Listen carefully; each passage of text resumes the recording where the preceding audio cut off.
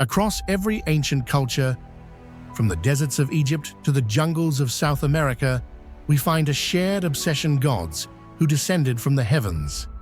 They built towering monuments, reaching for the sky, carved depictions of strange beings in helmets, and passed down legends of celestial visitors who gifted them knowledge. Are these merely myths, born from a primitive imagination, or are they the fragmented memories of a real world-altering encounter? What if humanity's greatest leap forward wasn't a step, but a push from an unknown, otherworldly hand? Perched high on a lonely limestone hill above Nice in southern France, lies a monument that seems to defy history itself, the Falcon Pyramid.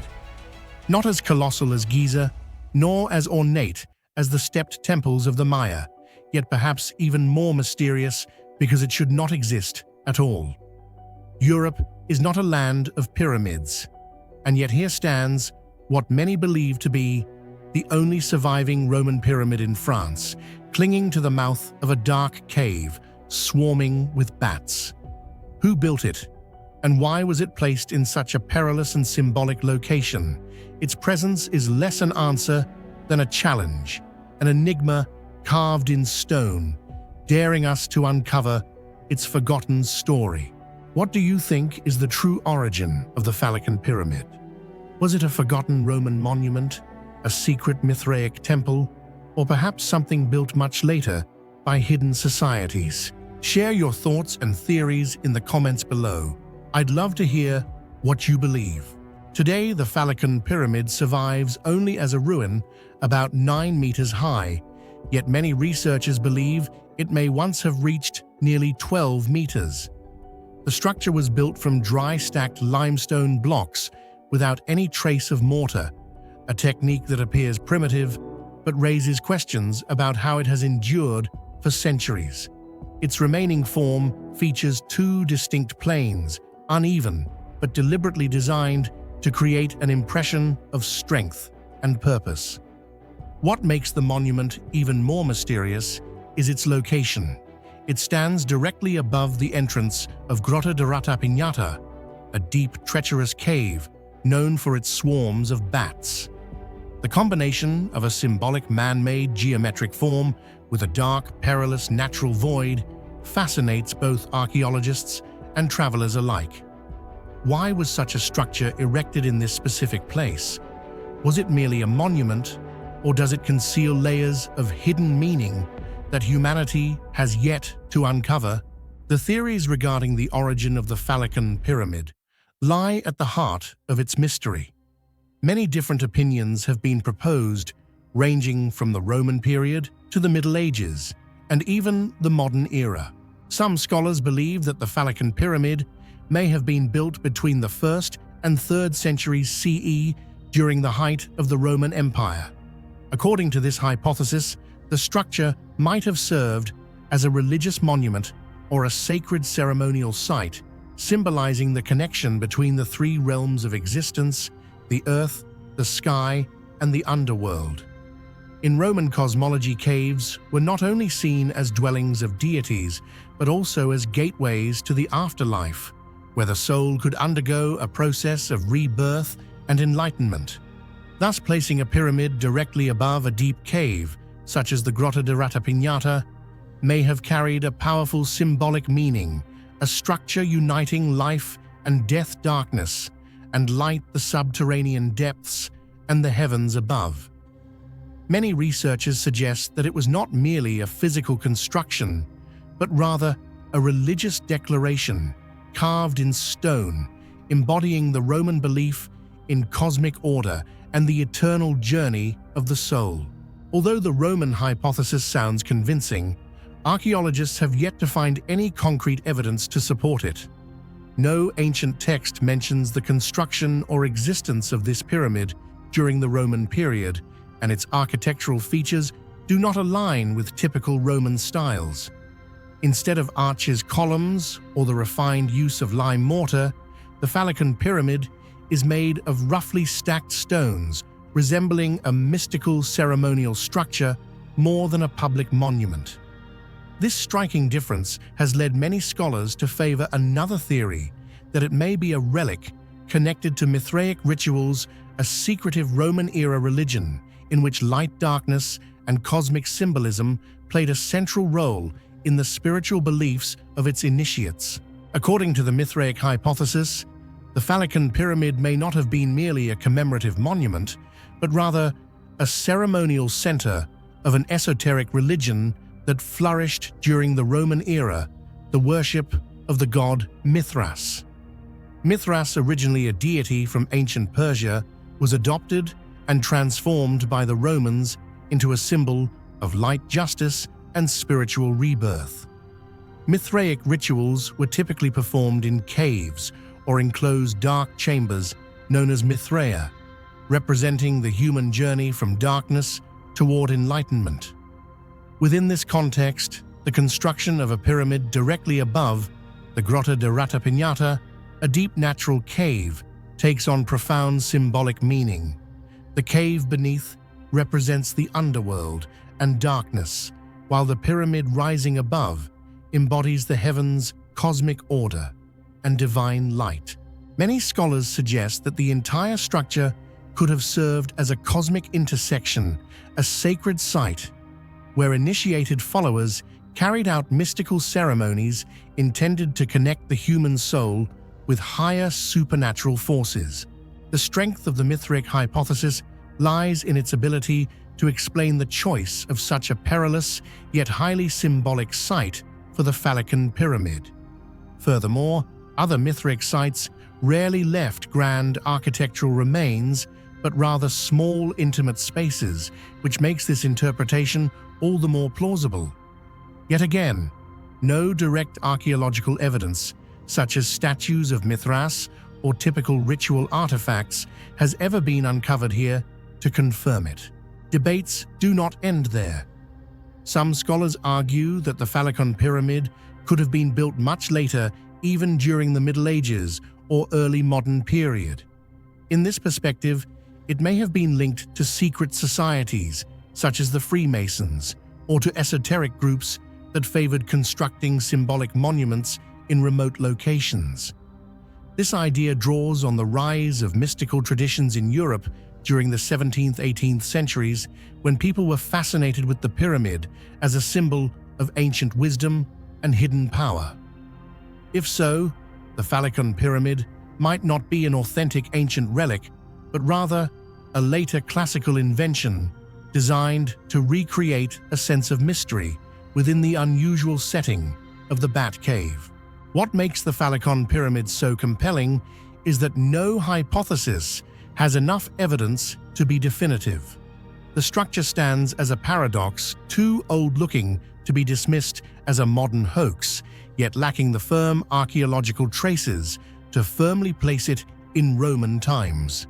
It remains like a misplaced puzzle piece in European architectural history, compelling anyone who encounters it to ask questions. Today, the Phalakon pyramid survives only in a ruined state, its peak gone and its sides heavily eroded. Yet this very desolation adds to its aura of mystery. Travelers who stumble upon it along the hillside path are struck with astonishment. Why is there a pyramid here in southern France, standing above a cave full of bats, and with no clear historical record explaining its presence? Perhaps the most important thing the Phalakon pyramid evokes is not a single answer, but a series of open-ended questions. It reminds us that even in Europe, thought to be thoroughly studied, there are still pockets of history left in shadow. Was it a forgotten Roman monument, a Mithraic ritual center, or merely the work of a secret society in later centuries? Each hypothesis reflects a different facet of human imagination, from archaeological science to mystical belief. And it is precisely this ambiguity that has made the Phalakon pyramid one of the most intriguing enigmas of France. Deep in the remote Siberian mountains of southern Russia lies a strange site that has sparked endless debate among archaeologists and scientists. For many years, the Mount Shaurya megalithic complex, a gigantic megalithic formation discovered on the slopes of Mount Shaurya. This place attracts attention, not only because of the sheer size of its massive stones, but also because of the unsolved mysteries surrounding their origin and purpose. With blocks weighing thousands of tons stacked like man-made fortress walls, Mount Shaurya forces many to ask, is this truly a natural wonder? Or is it evidence of a prehistoric civilization far beyond our imagination? If you stood before the colossal stone walls of Mount Shaurya, seeing those perfectly squared blocks rising out of the Siberian wilderness, what would you believe? Do you think they're the work of an unknown ancient civilization with technology lost to time? Or simply a magnificent illusion of nature sculpted by millions of years of erosion? Share your thoughts and theories in the comments below. Let's see which explanation you find most convincing. From the moment explorers and researchers first recorded the existence of the stone walls on Mount Shaurya, what shocked everyone most was the extraordinary size of the granite blocks. Some blocks are over 20 meters long, as tall as multi-story buildings, and estimated to weigh 2,000 to 4,000 tons, dozens of times heavier than the largest blocks of the Giza pyramids. The stones are arranged into towering walls tens of meters high and stretching hundreds of meters long, resembling the ruins of a colossal fortress eroded by time. Even more puzzling, many stones have flat surfaces, squared shapes, and sharp edges, as if deliberately cut and placed by human hands. In some areas, the blocks are stacked like steps, rectangular formations, or tightly fitted layers, making them look more like ancient architecture than a natural geological formation. When researchers attempt to understand the strangeness of Mount Shaurya, they often turn to comparisons with other megalithic wonders across the world. Sites like Sacsayhuaman in Peru and Baalbek in Lebanon have long amazed humanity with their colossal stones and mysterious craftsmanship. At Sacsayhuaman, the massive interlocking blocks fit together so precisely that not even a sheet of paper can slide between them. Baalbek, on the other hand, is home to the legendary trilithon stones, each weighing more than 1,000 tons, a feat that still baffles modern engineers. Yet, when compared to Mount Shaurya, even these monumental sites seem modest. The granite blocks in the Siberian wilderness are not only larger, but arranged in ways that suggest purpose and design, rising into the mist like the skeleton of an ancient fortress. What makes Mount Shaurya far more enigmatic is the complete absence of cultural context. No ruins, no tools, no signs of settlement. Unlike Baalbek, where Roman and Phoenician civilizations left their marks, Mount Shaurya stands utterly alone, a massive silent puzzle carved into the heart of Siberia, defying every historical timeline we know. One of the most intense debates surrounding Mount Shaurya centers on a single question: were these enormous stone blocks created by human hands or entirely shaped by nature?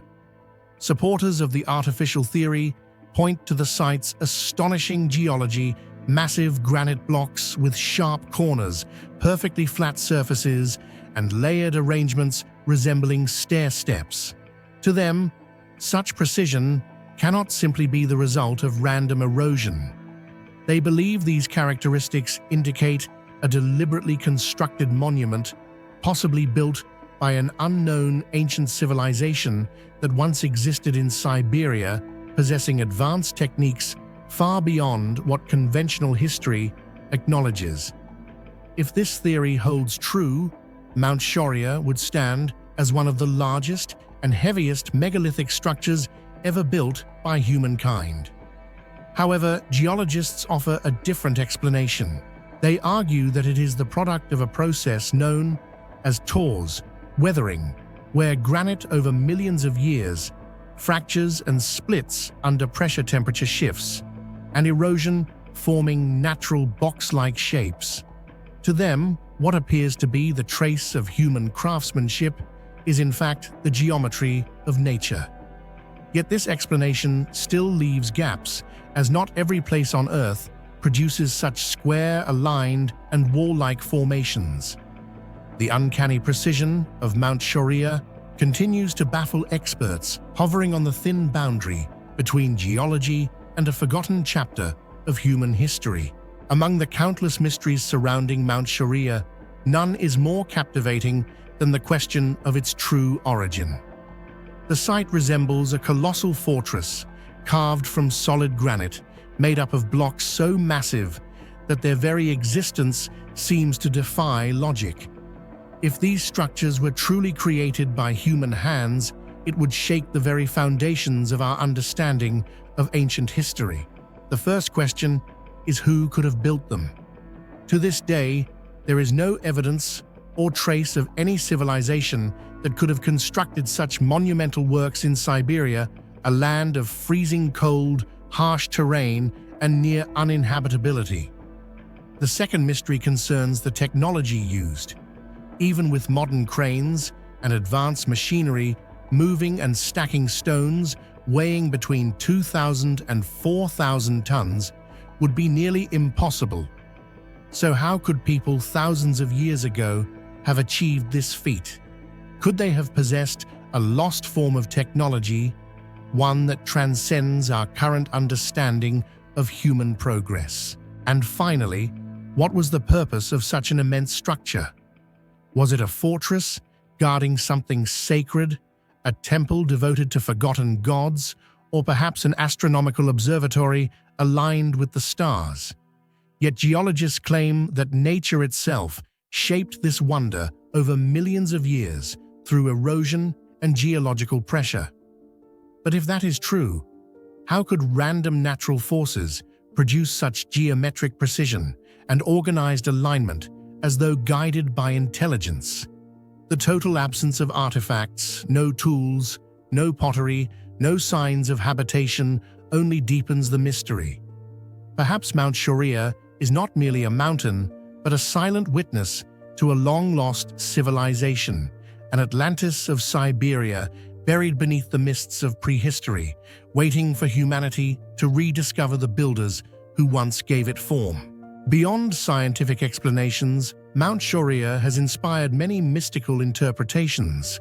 Some ancient astronaut theorists suggest the site could be linked to the gods or extraterrestrials who once visited Earth and left this monument behind. Others believe it might have been an astronomical observatory serving to track the skies, much like Stonehenge in England. Regardless of the theory, the common thread is clear. Mount Shoria cannot be easily explained, and it remains a profound mystery challenging modern science.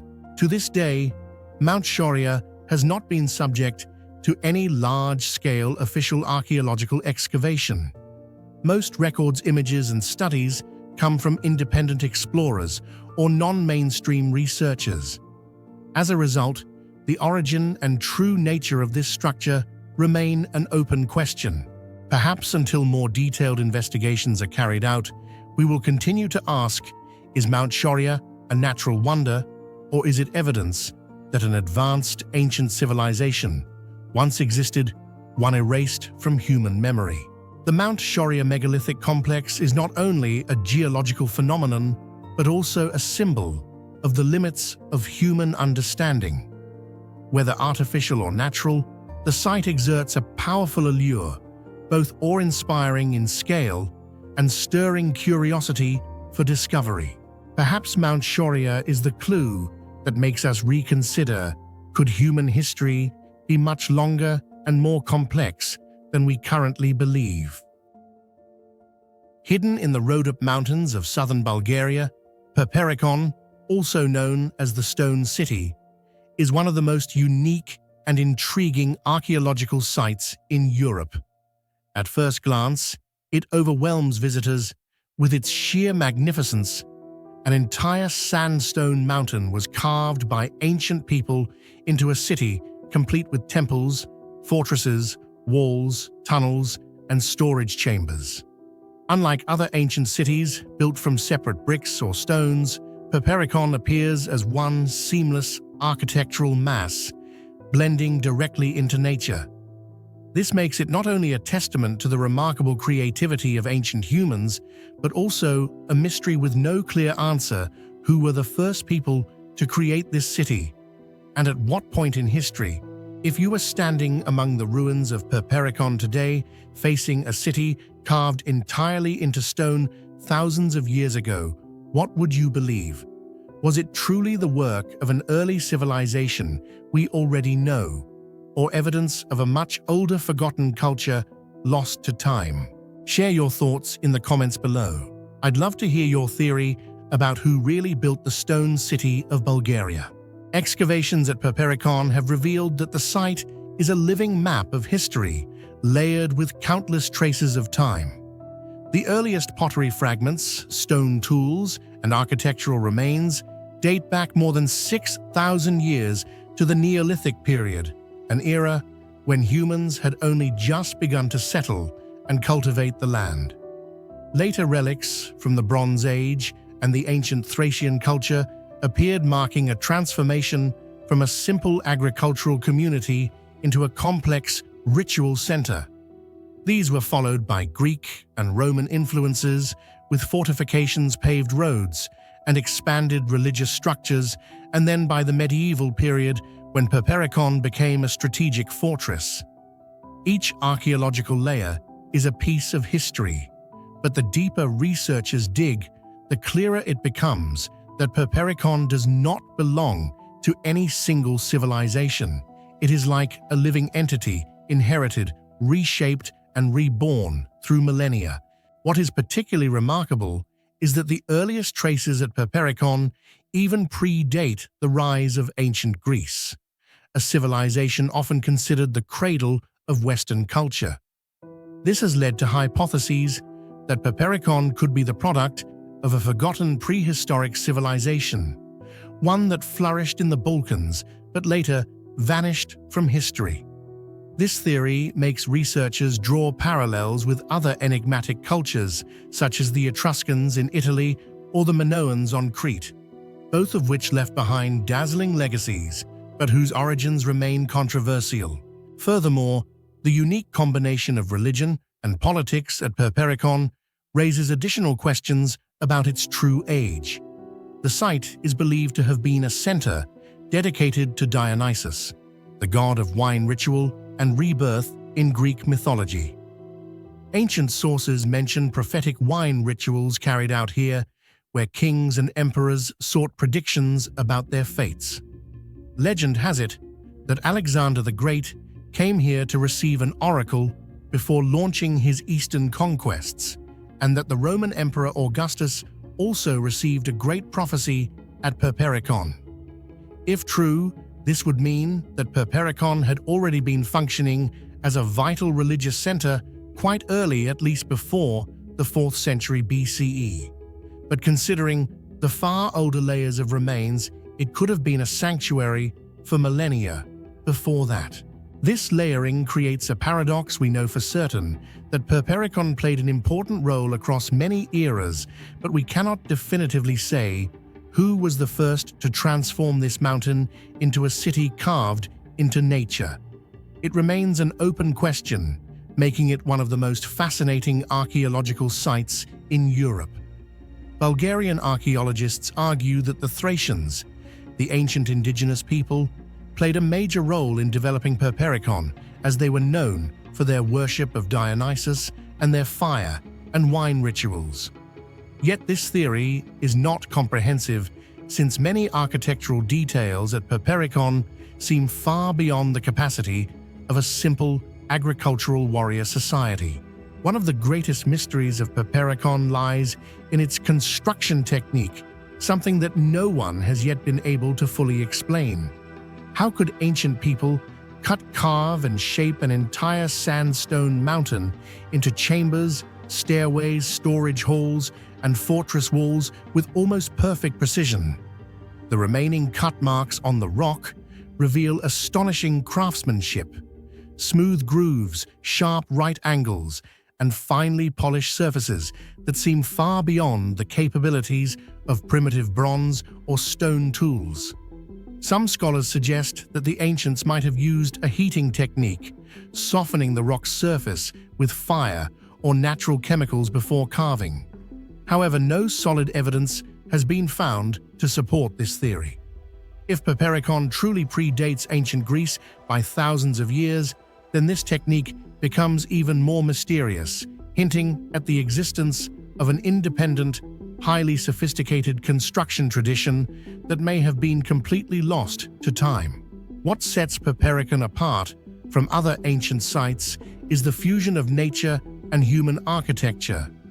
This is not a city built upon the ground, but one carved directly into the heart of the mountain itself. This raises the question, why did ancient people choose such an unusual and labor-intensive method of construction? Perhaps carving into the mountain had a deep religious meaning, symbolizing union with the gods and the earth.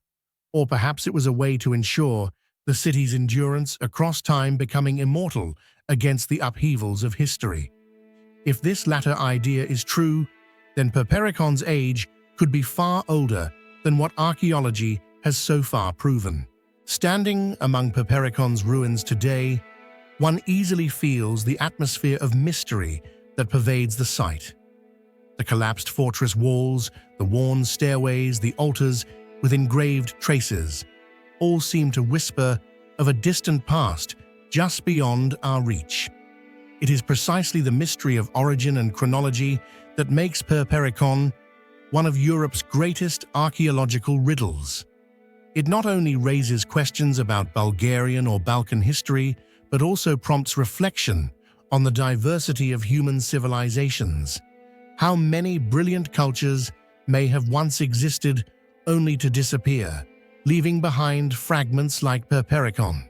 Today, Papericon is regarded as one of Bulgaria's premier archaeological and tourist destinations, attracting thousands of visitors and researchers from around the world. Yet despite ongoing excavations and discoveries of pottery tools and religious remains, the core question remains unanswered. When exactly did Papericon come into being, and who were the first to create this monumental stone city? That question still hangs unresolved, making Papericon forever a symbol of mystery in human history. Thus, Papericon is not just a vast archaeological site of Bulgaria, but a symbol of historical uncertainty, a place where every new discovery leads to even more unanswered questions. Above all, the enigma of its age and origins is what makes this stone city one of the greatest unsolved mysteries that science has yet to fully explain. Deep in the equatorial forests of Gabon, West Africa, lies one of the most astonishing scientific mysteries ever unearthed, the Oklo natural nuclear reactor. Discovered by accident in 1972, this ancient geological wonder shattered our understanding of what nature could do. It was proof that 2 billion years ago, the Earth itself had created and sustained a working nuclear reactor, one that operated with precision, stability, and safety beyond anything scientists could have imagined possible without human intervention. It began as a routine inspection. French scientists analyzing uranium ore imported from Gabon's Oklo mines noticed something puzzling. The uranium contained less uranium-235 than expected, 0.717%, instead of the standard 0.720%. That tiny discrepancy, almost invisible at first glance, pointed to something unimaginable. Some of the uranium had already been burned, consumed in a nuclear chain reaction long, long ago. The world had just discovered that Earth once ran its own nuclear plant. If 2 billion years ago, the Earth itself created a fully functional nuclear reactor, stable and astonishingly safe, do you believe it was a miraculous accident of nature, or the trace of an ancient intelligence we can no longer comprehend? Share your thoughts in the comments below. Do you trust in nature's power, or in a forgotten technology lost to time. To understand how extraordinary this is, one must realize how delicate the conditions for a nuclear chain reaction are. Even in modern reactors, scientists need careful engineering to balance uranium concentration, neutron speed, water moderation, and heat dissipation. Yet somehow 2 billion years ago, nature aligned these factors perfectly. Back then, uranium ore contained a much higher concentration of uranium-235, the isotope necessary for fission, roughly 3% compared to only 0.7% today. In certain geological pockets of Oklo, uranium accumulated in dense veins surrounded by permeable sandstone through which groundwater flowed. The water acted as a neutron moderator, slowing down fast neutrons enough to trigger sustained chain reactions. But what made Oklo truly miraculous was its self-regulation. As the reaction heated the surrounding water, the liquid boiled and escaped as steam, cutting off the moderation process and halting the chain reaction. When the rocks cooled, groundwater returned, and the reaction started again. This natural rhythm of start and stop, a breathing cycle of nuclear energy, allowed the reactor to operate safely, cyclically, for hundreds of thousands of years. It was as if the Earth itself understood how to manage atomic energy. To this day, scientists marvel at how precise Oklo's balance was. If the uranium concentration had been slightly lower, no reaction could have started. If the groundwater had flowed too fast or too slow, the reaction would have overheated or stopped entirely. If the minerals around it hadn't been so rich in rare earth elements, the radiation could have leaked uncontrollably. Everything from the composition of the rocks to the porosity of the soil had to be just right. And it was. This perfection gave rise to a controversial question. Could this have been guided by design? While mainstream science sees Oklo as a rare natural coincidence, a geological miracle, some alternative researchers argue that it looks almost too deliberate. The precision of the uranium distribution, the stability of neutron flux, and the cyclical moderation patterns have led to speculation that an ancient intelligence might have engineered or used this phenomenon, perhaps to harness energy or perhaps merely to observe how nature itself behaves under the laws of physics we only recently began to understand. The scientific community remains skeptical of such claims, yet even skeptics admit Oklo feels engineered by nature with surgical precision. Oklo is more than a reactor. It is a time capsule. Its existence tells us that 2 billion years ago, Earth was already dynamic enough to mimic the processes that we humans only mastered in the 20th century. The nuclear reactions that once burned there altered the isotopic composition of surrounding minerals, creating fission products identical to those found in modern reactors. Cesium, neodymium, ruthenium, all preserved within layers of rock like fossilized energy signatures.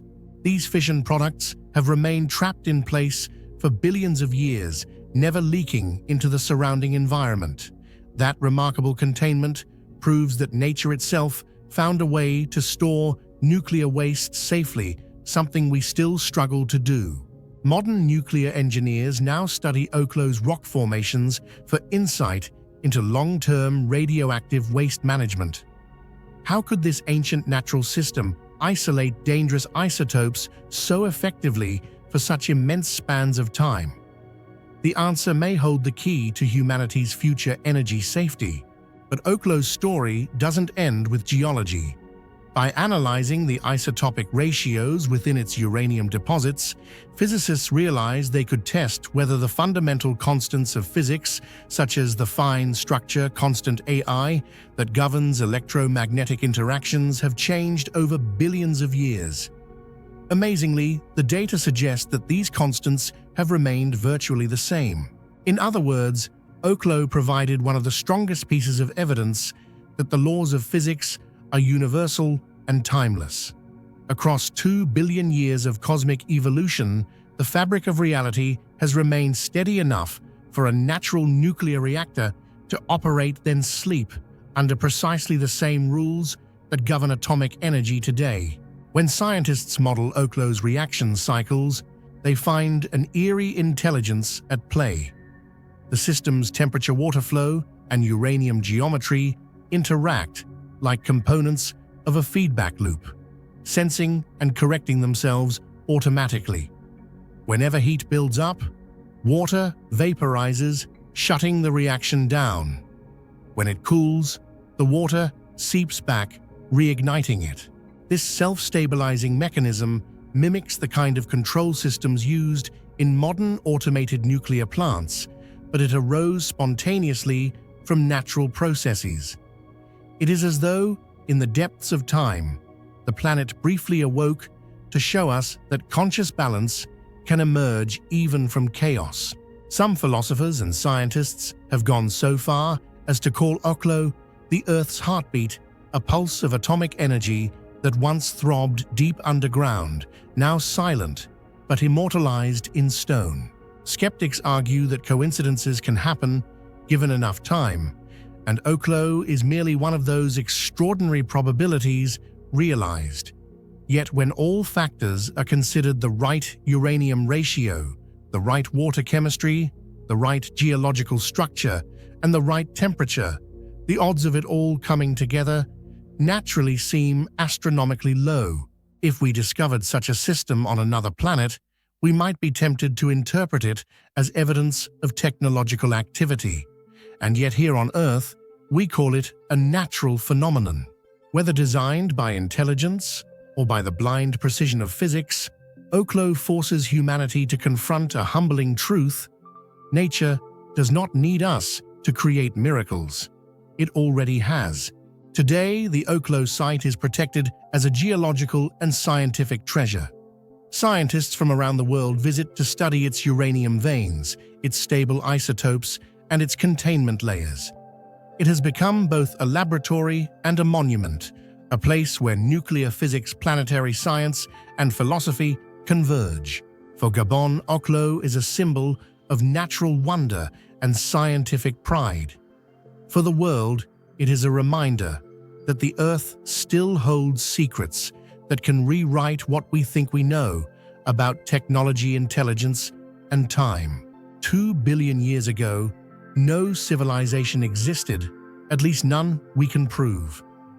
And yet buried beneath the soil of Africa, a silent reactor burned with precision and grace, as if some unseen engineer had tuned the world itself to hum with atomic rhythm. Perhaps that is the greatest mystery of Oklo. It proves that even the deepest powers of the universe, nuclear energy, atomic balance, cosmic constants, can arise naturally, harmoniously, without chaos, without destruction, and then vanish quietly, leaving behind only whispers in the stone.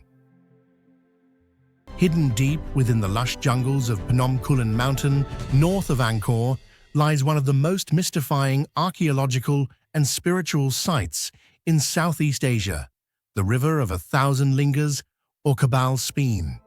At first glance, it seems like nothing more than a small river winding through the forest with shallow waters flowing over moss-covered stones. But look closer, and the true nature of this place reveals itself. The entire riverbed, and even the boulders around it, are carved with thousands of ancient symbols, countless lingus phallic representations of the Hindu god Shiva, along with figures of Vishnu, Brahma, and other deities. Together, they form an extraordinary tapestry of spirituality and artistry whose origins remain partly lost to time. If you had the chance to stand before the Kabal Speen River, where thousands of lingers are carved directly into the stones beneath the flowing water, do you believe it was truly a creation of ancient human craftsmanship, or a sacred site that already existed and was later adopted and enhanced by the Khmer to sanctify the river's flow? Share your thoughts in the comments section below. The river was more than a natural stream. It was a sacred conduit between heaven and earth. For the ancient Khmer, the water that passed over these carvings was considered wholly blessed by the touch of divine symbols before flowing downstream to irrigate the farmlands and reservoirs of Angkor. This sacred flow symbolized the fertilization of the land, both literally and spiritually, as if the very essence of creation was being channeled through stone and water. What makes the River of 1,000 Lingas so extraordinary is not merely the religious devotion it represents, but the astonishing craftsmanship and the profound mystery of its origins. The carvings are spread across a section of the riverbed roughly 150 meters long, featuring thousands of meticulously shaped lingas aligned in grids interspersed with bas-reliefs depicting gods, mythical beasts, and cosmic scenes. Among them is the famous image of Vishnu reclining on the serpent Ananta, while the lotus of creation emerges from his navel, bearing the god Brahma, a powerful symbol of the cyclical nature of lifetime and rebirth. These images were not carved on temple walls or isolated stone blocks. They were engraved directly into the living rock of the riverbed. This alone is enough to baffle historians and archaeologists. Working underwater or during dry seasons when the river's flow diminished, ancient artisans managed to sculpt intricate figures with uncanny precision. How they did this using only rudimentary tools over 1,000 years ago remains an enigma. Even modern experts struggle to replicate such fine craftsmanship in such an environment. But beyond the wonder of technique lies the greatest mystery of all, the question of who created these carvings and when. Most scholars attribute the River of 1,000 Lingas to the reign of King Udayaditya Varman II, who ruled the Khmer Empire in the 11th century. This was a period of immense cultural and religious expansion when Hinduism reached its zenith in Cambodia. It's believed that the king commissioned the carvings as part of a massive ritual landscape designed to sacralize the waterways feeding Angkor, turning the flow of water itself into a living act of devotion. Under this theory, the lingas were carved to ensure that every drop of water reaching the empire had been purified by Shiva, transformed from ordinary river water into sacred nectar. Yet not everyone agrees with this neat explanation. There are discrepancies in style, technique, and symbolism that suggest a much deeper, more complex origin. Some of the carvings show non-standard iconography patterns and figures that do not perfectly align with Hindu conventions of the 11th century. Others bear stylistic features that seem older, closer to pre-Angkorian traditions, or even to local animist beliefs that predated the arrival of Indian religious influence. Could it be that the River of 1,000 Lingas existed in some form long before Udayaditya Varman's reign? Some researchers think so.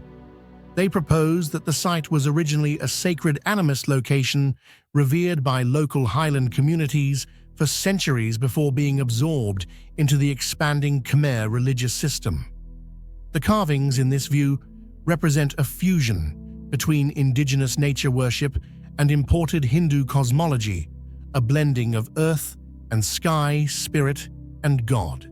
Adding to the mystery, several of the carvings exhibit wear and weathering inconsistent with their supposed age. While the majority are dated to the 11th century, some appear eroded far beyond what a mere millennium could produce in the tropical climate.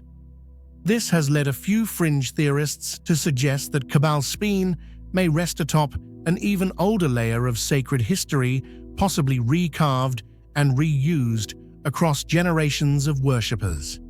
Perhaps they speculate early stoneworkers discovered an ancient rock sanctuary and added their own carvings, merging old faiths into new.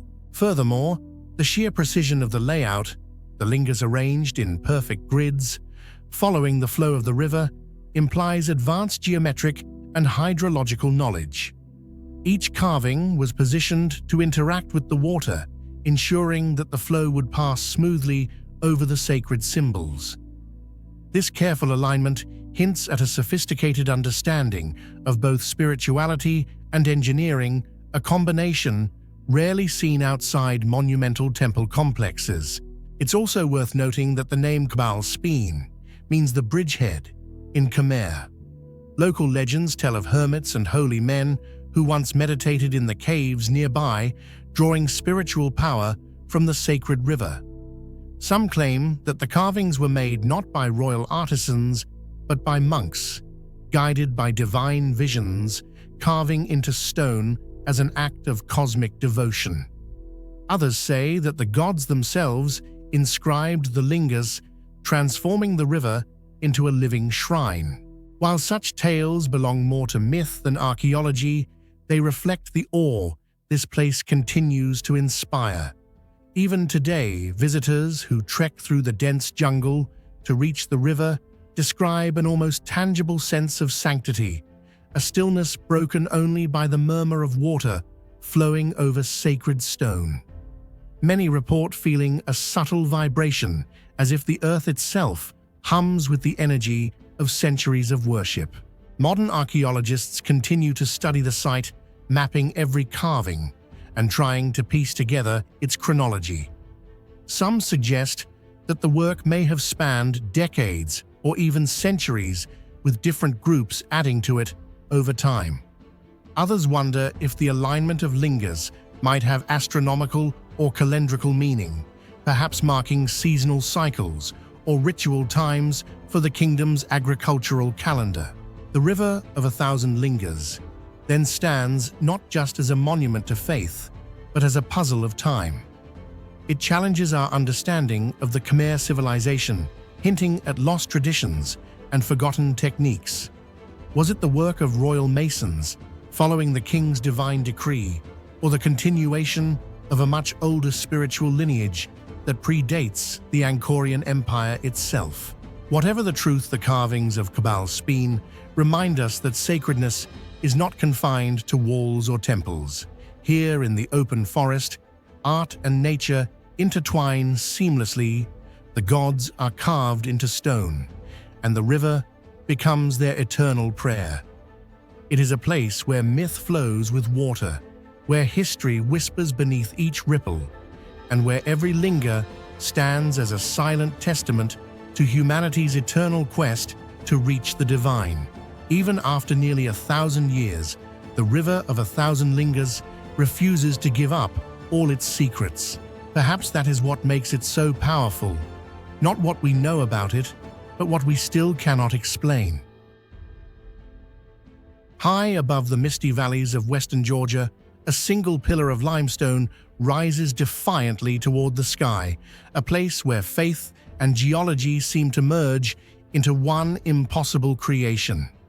This is Katski Pillar, a 40-meter monolith perched like a finger of stone, pointing to heaven, crowned by a lonely chapel that has withstood centuries of wind and silence. From afar, it looks almost unreal, a fragment of another world, balanced between earth and eternity. Some call it the Stairway of the Hermits, others the Tower of the Forgotten God. But to those who have seen it in person, it is something far more profound, a mystery that challenges both nature and history, a place that seems to ask a question no one has yet been able to answer. Who built this shrine in the clouds, and how? What do you think? Is this merely a monument born from human faith, or could it be a remnant of a long-lost civilization? Share your thoughts in the comments below. This massive limestone structure is believed to have formed millions of years ago through the slow erosion of ancient sediments by wind and underground water. From afar, Katski Pillar looks like a vertical tower detached from the world, rising out of a deep green valley surrounded by mist-covered villages. Its complete isolation makes it hard to believe that humans once lived and prayed atop this narrow summit. Visitors who see Katski Pillar for the first time often share the same reaction: awe. The way it thrusts skyward, proud yet silent, feels like standing before a sacred monument, not made by human hands. Many believe that only a power beyond human comprehension could have created something so perfectly otherworldly. Archaeologists have discovered a small complex of structures on the summit, a chapel, a crypt, and remnants of monastic living quarters believed to belong to medieval Christian hermits. The earliest construction likely dates back to the 6th century, when ascetic monastic movements spread throughout the Caucasus. What astonishes researchers is how ancient builders lifted materials up nearly 40 meters without cranes or machinery, using only ropes, wooden ladders, and faith. They built what they called a dwelling place of God, a home in heaven, completely detached from the material world. Today, Katsky Pillar remains inhabited by a single monk, Father Maxim Kavtaradze. Since the 1990s, he has lived there in solitude, leaving his perch only a few times a week to gather food or meet followers. Both the small house and the chapel have been carefully restored under the supervision of the Georgian Orthodox Church, but only monks are permitted to set foot on the sacred summit. Despite extensive archaeological and theological studies, the true origin of Katsky Pillar remains one of Georgia's greatest enigmas. No historical records identify who built it first, nor what its original purpose might have been. Some scholars believe it was created by Byzantine hermits during the 6th to 7th centuries as a place for prayer and repentance, isolated from worldly temptation. Yet excavations in the 1990s revealed that the foundational layers beneath the chapel appear much older, possibly predating Christianity in Georgia. This led to a bold hypothesis: Katsky Pillar was not originally a Christian site, but rather an ancient pagan sanctuary, perhaps linked to sun or sky worship. Its upward-reaching shape mirrors the idea of a cosmic axis, a sacred connection through which the soul could ascend to the heavens. Another strange detail is that no original access route to the top has ever been found. This suggests that the first people to reach the summit used methods or tools now unknown. Even with modern climbing gear, hauling heavy stones and timber to the top is an extraordinary challenge. How then could ancient people with primitive tools have built a temple there? Local legends say that angels helped them, while others believe it was a lost technology from an ancient civilization erased from history. With its vertical skyward shape, Katsky Pillar has long been regarded as one of the most powerful religious symbols in the Caucasus. In Georgian folklore, it is called the Pillar of Life, representing the connection between humankind and the divine.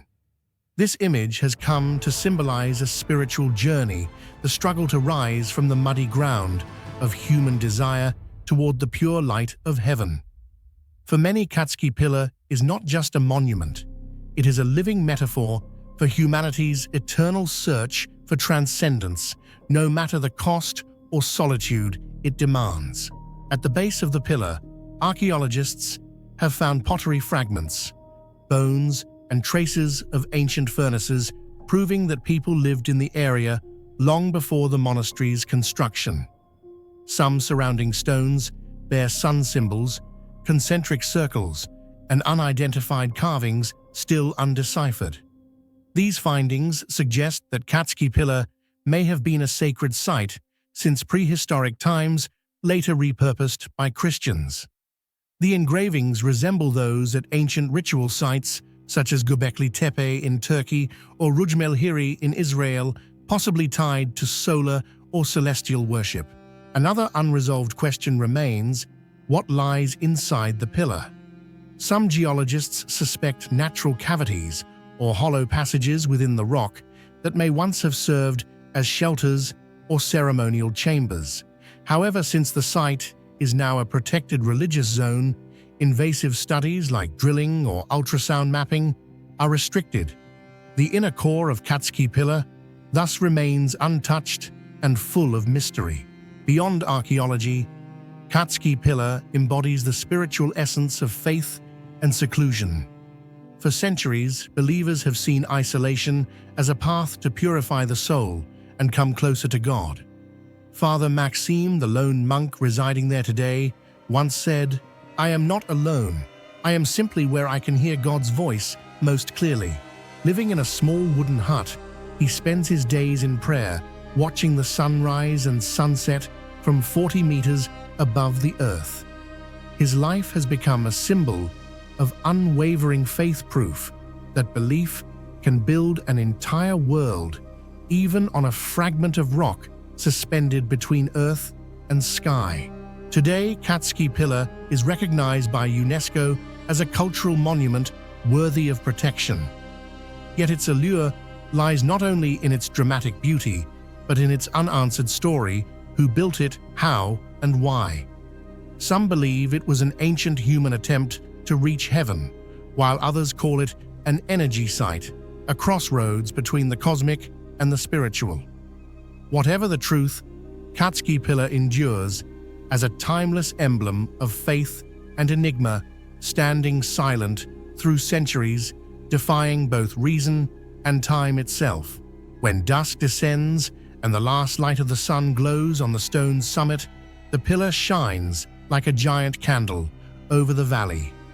Locals whisper that at sunset, the souls of those who once prayed atop the pillar still linger there, carried by the wind and echoed in the sound of distant church bells.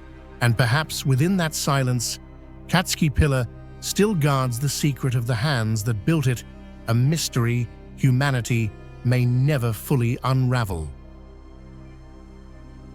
Hidden on the rugged western coast of Hawaii's Big Island lies a place where stone breathes wood watches and silence speaks Puhonua o Honaunau, the ancient Hawaiian sanctuary of refuge. For centuries, this sacred ground has stood as a bridge between life and death, guilt and forgiveness, and a reminder that even in an age without metal or machines, human hands could build something eternal. But what truly astonishes scholars and explorers is not just the legend of mercy that surrounds it, but the mystical architecture of stone and wood, crafted so precisely, so spiritually, that even modern science still struggles to explain how it was done. The ancient Hawaiians built massive stone walls without mortar, perfectly fitted, still standing strong after centuries of storms and earthquakes. Do you think this was the result of advanced, lost knowledge or pure human intuition guided by nature? Share your thoughts in the comments below. Located on the western coast of Hawaii's Big Island, Puhonua o Honaunau was not only a place of refuge for those who violated the ancient kapu law, but also a spiritual fortress built with techniques that people today still cannot fully replicate. Amid the dark basaltic ground of Hualalai's lava fields stands an enormous structure, the Great Wall of Puhonua. Over 300 meters long, nearly 3 meters high, and up to 5 meters thick. In some areas, it was constructed entirely from massive volcanic stones weighing several tons without any mortar or binding agent. When examining the stones at Puhonua o Honaunau closely, one realizes something almost beyond comprehension. They fit together so perfectly that there are virtually no gaps, not even enough space for a knife blade to slip through. Each stone, despite its unique size and shape, aligns seamlessly as if it were cut by modern machinery. This precise arrangement makes the wall not only solid, but also capable of absorbing vibrations and withstanding powerful ocean waves, creating a kind of primitive, earthquake-resistant technology. While modern engineers rely on software, lasers, and precision instruments, the ancient Hawaiians achieved the same results, using only their hands, intuition, and knowledge passed down through generations, a feat that continues to amaze the world today. One compelling theory suggests that the ancient Hawaiians selected stones naturally smoothed by lava and ocean waves, then gathered hundreds of people to work in perfect coordination, placing each one precisely along the energy lines of the Earth. Every massive block was aligned with the rising or setting sun, symbolizing deep reverence for the cosmic cycle. To them, the wall was not merely a physical barrier, but a sacred boundary between the human realm and the divine, where each stone became part of a spiritual ritual connecting humankind with nature and the universe itself. Inside the wall lies a sight that leaves visitors speechless. The Ki'i wooden statues, carved from kukui and ohia hardwood, stand guard around the sacred grounds. Each statue has a distinctive form and a powerful expression: bulging eyes, open mouths, twisted torsos, and raised arms as if receiving energy from the sky. The Hawaiians believed that each statue embodied a god, Akuaku, the god of war, Kane, the god of creation, Kanaloa, the god of the sea, and many others, all protecting the sanctuary from sin and impurity. What amazes archaeologists is the wood-carving mastery of the ancient Hawaiians. Without metal tools, they sculpted with stone bone and coral, yet the carvings show astonishing finesse and depth. Some statues, when illuminated by the setting sun, cast shadows that align perfectly with the horizon or the sun's position on specific days of the year, suggesting the site might have once served as a sacred astronomical observatory.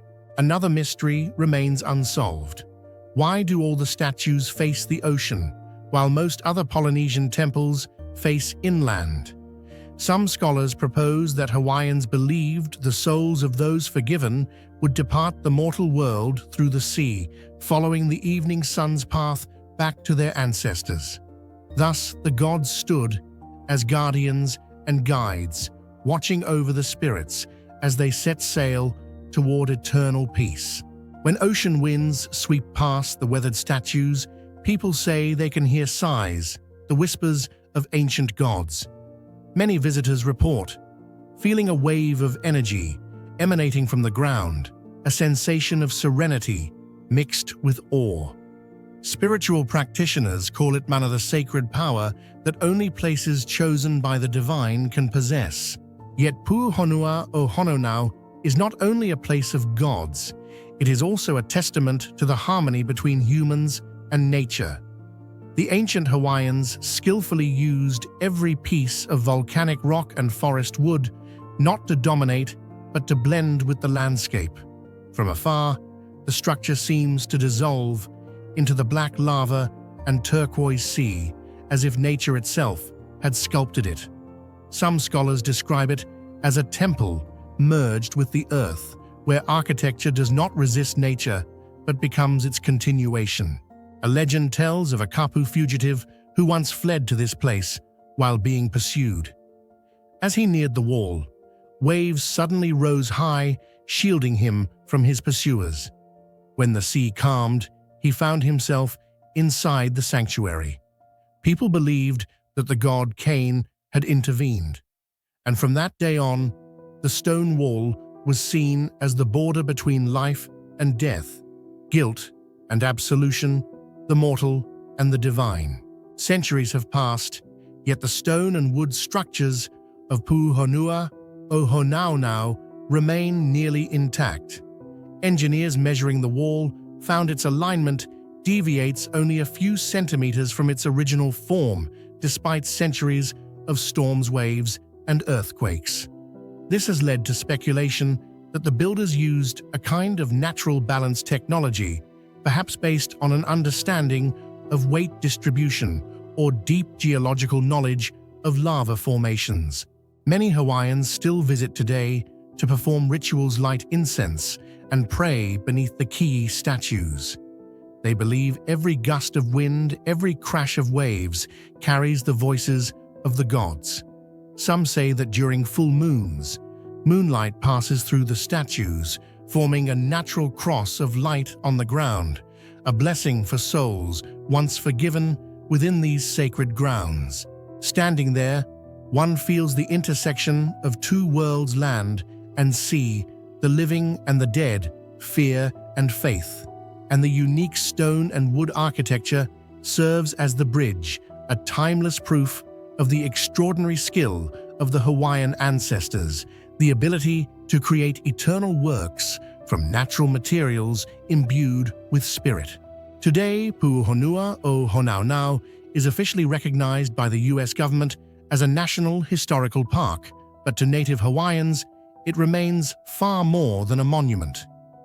It is the heart of their ancient civilization, where law, religion, art, and belief unite. Visitors are advised not to speak loudly, not to touch the statues, and never to remove stones or sand, for they believe that everything within the sanctuary is alive. From the hand-laid stones to the ocean-facing wooden guardians, all form an eternal message that humankind, though small, can create something everlasting when we live in harmony with nature and honor the spirit of the earth.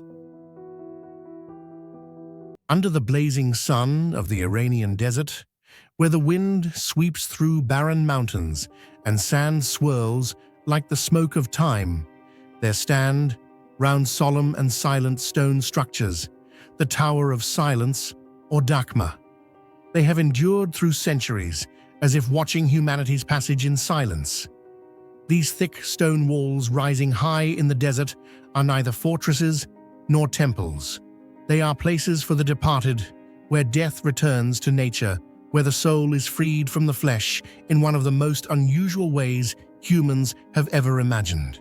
When you imagine these silent stone towers standing under the desert sun, neither temples nor tombs, but gateways between life and death, what feeling do they evoke in you?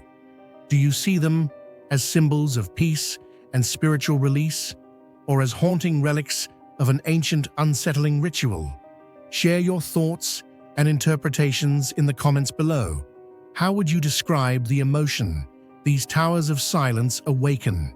Unlike any other civilization, Zoroastrianism, one of the world's oldest religions, neither buries nor cremates its dead. According to its teachings, earth, fire, and water are sacred elements of the universe, gifts from the god Ahura Mazda. A corpse, they believe, is contaminated by the poison of Angra Mainyu, the evil spirit that opposes the light. Therefore, burial or cremation is seen as a desecration of nature's purity. To prevent this, they built Dakma's circular stone towers, often located on hilltops or in desolate areas where the dead are placed and left for vultures to strip away the flesh, leaving behind only clean bones.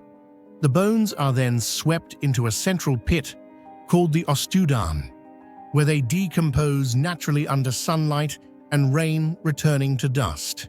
To outsiders, such rituals may seem horrifying, but for Zoroastrians, it is an act of purification, a way to guide the soul across the Chinvat Bridge, the boundary between life and death. The vulture, in their belief, is not a foul scavenger, but a messenger of purity, completing the sacred separation of body and soul. A flock of vultures can cleanse an entire body in under an hour faster than any natural process. Yet behind this unique custom lies a much deeper mystery, the mystery of the true origin and age of these silent towers. No ancient text explicitly states when the first Tower of Silence was built. Even in the Avesta Zoroastrianism's holy scripture, there is only mention of placing the dead in the open for birds to receive, without describing any physical structure. Some historians believe this sky burial ritual may date back to before the Achaemenid Empire, over 2,500 years before the Common Era, when the Iranian plateau was home to many nomadic tribes. These tribes, living amid a harsh and unforgiving environment, believed that the soul could only be freed once the body dissolved in light, rather than being trapped in the cold earth. However, bolder theories exist.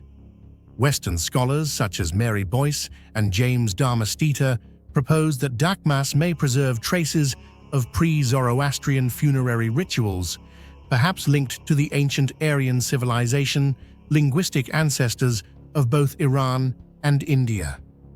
If this is true, Dakmas are not merely religious monuments, but living witnesses to humanity's proto-spiritual age, when the concepts of purity and soul were still intertwined with the natural world. Archaeological excavations in Yazd Kerman and Sistan regions, considered centers of early Zoroastrian worship, have uncovered circular stone foundations similar to Dakmas. Radiocarbon dating revealed they were built more than 3,000 years ago. This raises a profound question. Could the Towers of Silence have existed before Zoroastrianism itself? If so, perhaps Zarathustra's teachings inherited and formalized a much older spiritual practice that had already existed for millennia. Meanwhile, other modern scholars suggest that Dakmas only became formal stone structures during the Sassanid period, 3rd–7th centuries CE, when Zoroastrianism became a state religion and its rituals were standardized.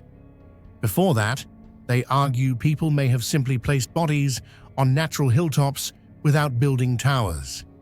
Yet this theory fails to explain why similar Dakhma-like structures have been discovered across a wide region from Balochistan to Central Asia, where ancient Iranian-related tribes once lived. Could there have been a shared ancient network of rituals, a spiritual tradition older than recorded history, whose fragments we now glimpse through these stones? Local legends tell that the first Tower of Silence was not built by humans at all, but by divine beings, a sacred circle of stones created to call souls to the heavens. In ancient Iranian mythology, there exists the concept of Fravashi, a primordial soul that predates human birth. The dead were believed to wander for 4 days after death, their spirit lingering near the body before crossing the Chinvat Bridge. Perhaps it was from this belief that the Dakhma's circular design was born, symbolizing the eternal cycle of birth, death, and rebirth. Interestingly, ancient Dakhmas were often constructed facing the sunrise, and their surrounding steps formed a counterclockwise spiral symbolizing the soul's journey from matter toward light. Many researchers now believe that a Dakhma was not merely a funerary site, but a spiritual map carved in stone depicting the path of the soul after death. The mystery deepens when examining their materials and construction techniques. Most Towers of Silence were built entirely from basalt or sandstone, fitted so precisely that no mortar was needed, allowing sunlight and rain to filter through naturally. Some even contained underground drainage systems, channeling decomposing fluids into pits lined with lime or charcoal, an astonishing level of engineering for the ancient world. Modern engineers have admitted this was not a random religious monument, but a product of deep environmental and biological knowledge. Yet what puzzles archaeologists most is the consistent but unconnected distribution of ancient Dakhmas. They appear in Iran, Afghanistan, India, and even along the coasts of Oman, with no written record or migration trail explaining their spread. How could such a complex ritual propagate across such vast arid lands without leaving clear traces of contact? Some believe this is evidence of a lost proto-civilization, a network of light worshippers that existed long before Zoroastrianism, whose only surviving expression today is the Tower of Silence. By the 19th century, when European colonials first encountered a Tower of Silence in Bombay, now Mumbai, they were shocked and bewildered. They described it as a cemetery open to the sky where vultures circled endlessly above and below reigned absolute silence. No prayers, no mourning. That silence gave rise to the name Tower of Silence. representing a calm acceptance of death, starkly different from Western traditions. Today, many ancient towers of silence are closed to visitors. In Iran, only 2 dakhmas in Yazd remain preserved as historical sites, yet locals still avoid speaking their real names, considering them sacred ground reserved for spirits alone. In India, the decline of vulture populations due to pesticides and pollution has rendered the ritual nearly impossible, forcing Zoroastrian communities to adopt sealed cremation chambers or artificial light towers as substitutes. And yet, through all these changes, the Tower of Silence endures as one of humanity's most profound religious symbols, a place where death is not feared, but embraced as purification. Still, one question remains unanswered. Who first conceived of this ritual? Why did ancient humans choose to raise their dead toward the sky rather than bury them in the earth? And could it be that they understood something about the energy cycle and rebirth of the soul that modern minds have long forgotten? The Tower of Silence is more than a monument, it is philosophy turned to stone, a whisper from the past, reminding us that even death can possess its own beauty, serene, pure, and silent, like the desert winds that still circle those ancient walls. Hidden deep within the dense jungles of Veracruz, Mexico, lies one of the strangest and most enigmatic cities ever built by a Mesoamerican civilization, El Tajin. The Totonac people called it the City of Thunder, and that name still seems to echo whenever tropical storms roll through, as if whispering the memory of a vanished civilization and the secrets that modern science has yet to uncover. The people of El Tajin built massive stone pyramids that have stood for over 1,000 years without using any mortar or modern tools. Do you think this was pure human ingenuity, or could they have possessed a lost technology that we no longer understand? Share your theory in the comments below. I'm curious what you believe. El Tajin was not a city that appeared by chance. It was once a religious and political powerhouse of the region, thriving from the 9th to the 13th century. Then, like many great civilizations of ancient America, it vanished abruptly, leaving behind stone pyramids, carved ritual walls, and dozens of mysterious ball courts, now silent beneath the jungle canopy. What made El Tajin unique was its remarkable fusion of art, mathematics, religion, and astronomy. At its heart stood the Pyramid of the Niches, a masterpiece that still amazes archaeologists with its almost terrifying precision. The pyramid contains 365 small niches, symbolizing the days of the year, designed so that sunlight strikes each niche at specific moments throughout the day. More than just a temple, it was a monumental stone calendar, a testament to the advanced astronomical knowledge of its builders. Hidden behind the mathematical perfection of El Tajin lies an unsolved mystery. How did the ancient builders construct this city? There are no traces of lime resin or any form of adhesive, yet the massive sandstone blocks fit together so tightly that a knife blade could not pass between them. These stones have stood firm for more than 1,000 years, enduring earthquake storms and the erosion of time. Archaeologists have repeatedly tried to replicate the technique, but failed, making El Tajin a monument that defies logic, a place where every stone seems to conceal a forgotten secret of ancient engineering or lost knowledge. Archaeologists have tried reconstructing its building methods, yet every theory runs into paradoxes. If human labor alone was used, it would have required thousands of workers and complex pulley systems, none of which were known in this culture. If special interlocking techniques were employed, then the flawless fitting of hundreds of irregular stones far exceeded what could be achieved by manual craftsmanship alone. One of the boldest theories about El Tajin suggests that the ancient builders used sound and vibration to construct their monuments. Mexican researchers discovered that in many areas of the city, sound behaves in unusual ways. The beat of a drum, the echo of footsteps, or even a whisper produces multi-layered resonances bouncing off the stone walls, as if the site was designed to amplify the natural frequencies of the earth itself. Some scholars even propose that the people of El Tajin possessed a form of sacred sound technology, using rhythmic drumming and chanting in rituals to make matter lighter and easier to move. Though this may sound mystical, modern acoustic studies have indeed confirmed the presence of complex resonant sound waves within the structures, leading many to believe that El Tajin was not merely a religious city, but an ancient masterpiece of acoustic engineering that transcends time. The orientation of El Tajin's buildings and main avenues is perfectly aligned with the sun and constellations. On the spring equinox, sunlight pierces the pyramid's central axis, sweeping a glowing line across its facade, a phenomenon that lasts only minutes each year.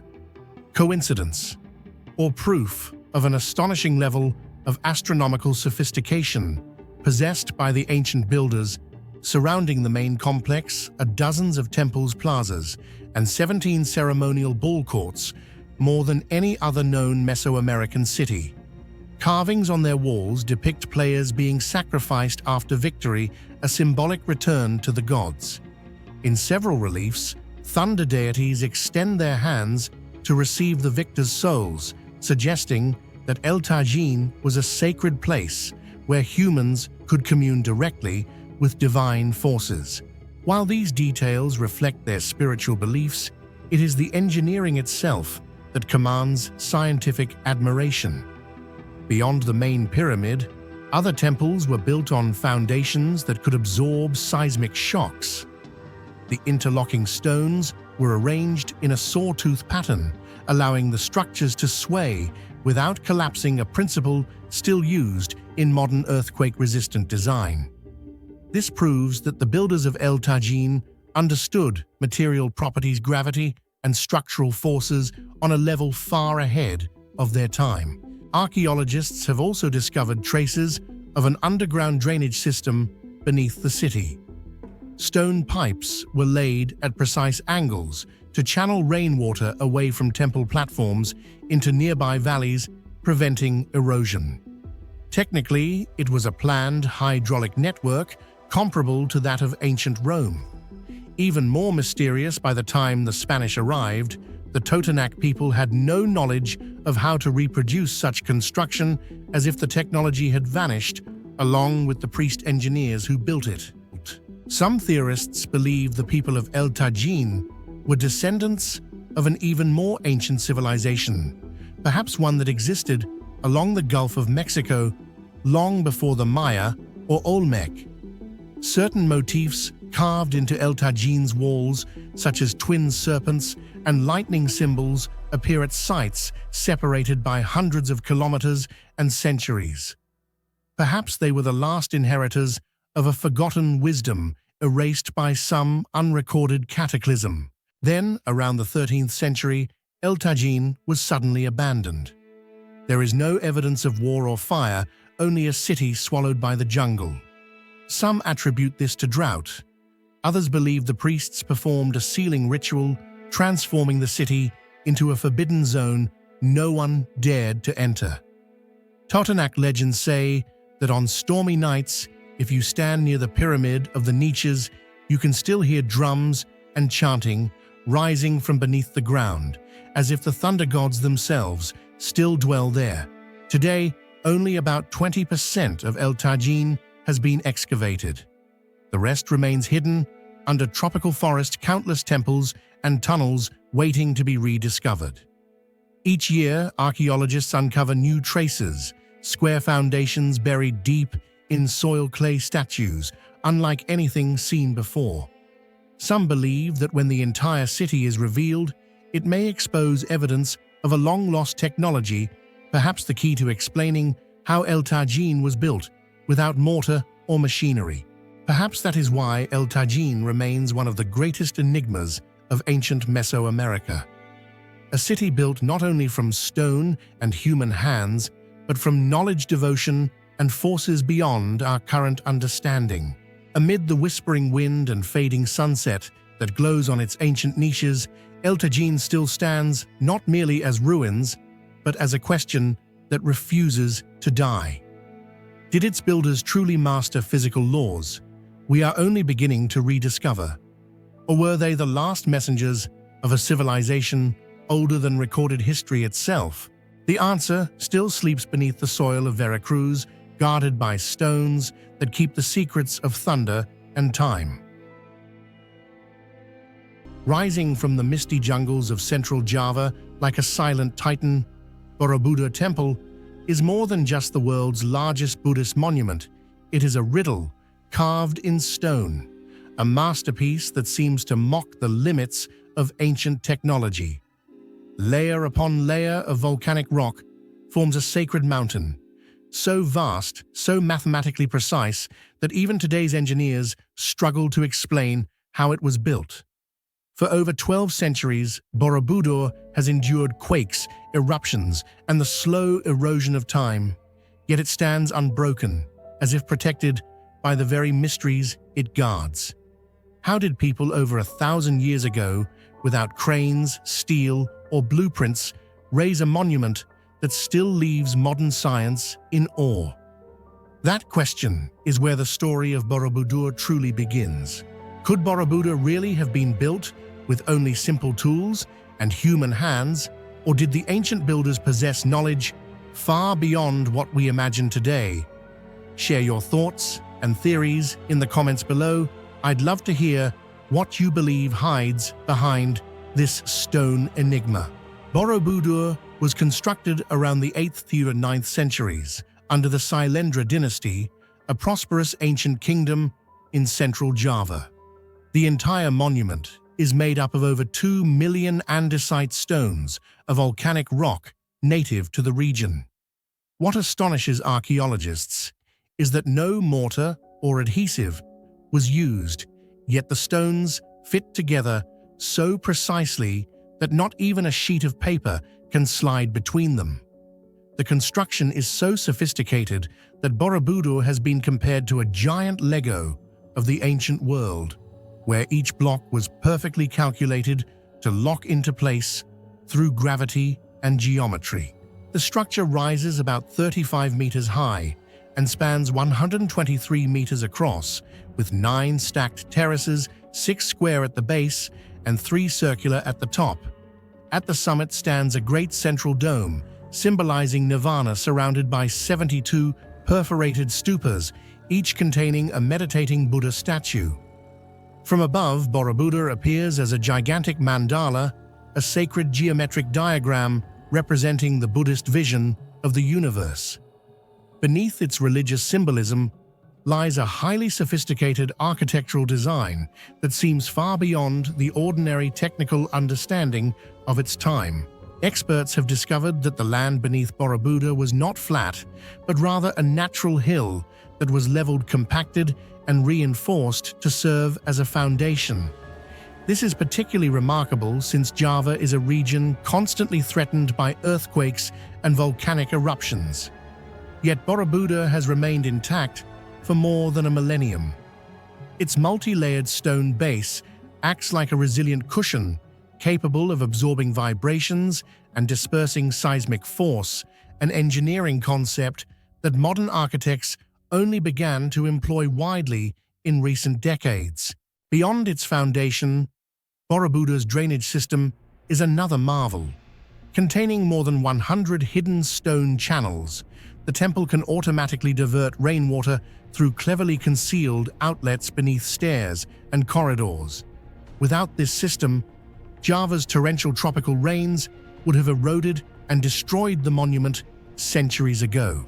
Strangely, the ancient builders not only foresaw this threat, but also calculated the exact slopes and angles to keep the colossal structure dry and durable. Some researchers suggest that their technical level was equivalent to modern civil engineers, with one difference: everything was done by hand. Perhaps the greatest mystery is that no record inscription or text exists describing how Borobudur was built. There is no evidence of a formally trained team of architects or engineers who designed it, who oversaw the cutting, transporting, and assembling of millions of tons of stone at an elevation of 265 meters above sea level. Some theories claim that ancient Javanese builders used ramps, bamboo pulleys, and lever systems, but no archaeological proof supports this. All remain mere speculation. Certain scholars have suggested that Borobudur might not have been built entirely by the people of its recorded era, but instead based on knowledge inherited from an earlier lost civilization, possibly wiped out by a natural disaster. This idea stems from striking similarities between Borobudur and the stepped pyramids of Central America, both exhibiting tiered structures, precise alignments, and celestial symbolism. Could it be that Borobudur represents a shared legacy of ancient humanity, reflecting a global knowledge system that has long since vanished? During the temple's 20th century restoration, archaeologists uncovered over 500 Buddha statues, each with a unique hand gesture mudra symbolizing stages of enlightenment. Yet some of these statues are completely sealed inside stupas with no entrances. Why would the builders do this? Were these silent Buddhas meant as messages for future generations, or were they part of a deeper spiritual design? No one has ever been able to answer definitively. One of the most astonishing aspects of Borobudur is its near-perfect geometric precision. Every stairway, corridor, and stupa follows the golden ratio, creating a flawless harmony between symmetry and balance. When viewed from above, the interlocking circles and squares appear as if they were designed with modern digital software. Yet the monument was built over 1,000 years before humans invented precise measuring tools. Some researchers believe that the builders of Borobudur possessed advanced knowledge of mathematics, astronomy, and natural laws at a level that modern science still struggles to fully comprehend. Some researchers believe the builders of Borobudur possessed remarkable knowledge of astronomy and mathematics. The temple's alignment corresponds precisely with sunrise and sunset during the solstices. The placement of Buddha statues on each level seems to mirror constellations significant in ancient Indian and Buddhist cosmology. Because of this, many scholars have described Borobudur as a massive stone observatory where ancient people sought to unite human consciousness with the cosmos. Borobudur's perfection becomes even more impressive when one remembers that it was built entirely by hand. Each stone block, weighing dozens of kilograms, was carved, numbered, and transported by human labor. There were no metal wheels, no cranes, no blueprints, only deep faith and unwavering perseverance. It is estimated that the project took over 75 years to complete, involving thousands of stone carvers, artisans, and monks. Yet after completion, all records of these people vanished from history as if Borobudur were created by anonymous giants of the past. These mysteries have made Borobudur one of the greatest engineering enigmas of the ancient world, standing alongside the Great Pyramid of Giza and Machu Picchu. When international conservationists restored it in the 1970s, they had to use computers and digital mapping to catalog the placement of each stone, as the structure was so complex that a deviation of just a few centimeters could cause the entire monument to collapse. Yet ancient builders accomplished this without machines, relying solely on ingenuity and faith. Borobudur is not only a religious monument, but also proof of humanity's incredible creative power. It shows that even in so-called primitive eras, humans could achieve feats far beyond the physical and intellectual limits of their age. Whether we interpret Borobudur through technology, archaeology, or spirituality, one truth remains: no one truly knows how it was built. Perhaps the silent stones themselves hold the answer that some knowledge must be felt through the spirit, not measured by science. Today, as the sun rises over the Kedu Valley and the first rays of light touch the serene faces of the Buddha statues, Borobudur continues to whisper its ancient secrets. It is not merely a monument of stone and craftsmanship, but a symbol of wisdom and perseverance, a timeless reminder that technology and spirituality were once united in the ancient human mind. And perhaps that is why, even after thousands of years, Borobudur still stands majestic, mysterious, and eternal. Across the ruins of Mesopotamia, the sacred pillars of Göbekli Tepe and the stone carvings of ancient Mesoamerica, a strange and familiar image keeps reappearing: a small box-like object with a handle uncannily resembling a modern handbag. How could cultures separated by oceans millennia and with no known contact depict the very same motif? Was it a tool, a symbol, or something far more mysterious? To archaeologists, it is one of the most perplexing puzzles ever carved into stone, a symbol that refuses to reveal its true purpose, yet continues to provoke awe, speculation, and wonder. What do you think these mysterious handbags of the gods really were? Simple ritual objects, symbols of life and knowledge, or evidence of something far stranger? Share your thoughts in the comments below. If we carefully examine the reliefs of the Sumerians and Assyrians, we can clearly notice a recurring detail. The gods, especially the beings known as the Anunnaki, are often depicted holding a small object shaped like a handbag in one hand. In the other hand, they usually hold a pine cone or cone-shaped item, extending it toward the tree of life carved beside them, a sacred symbol tied to fertility and creative power. What is astonishing is that this image is not limited to Mesopotamia.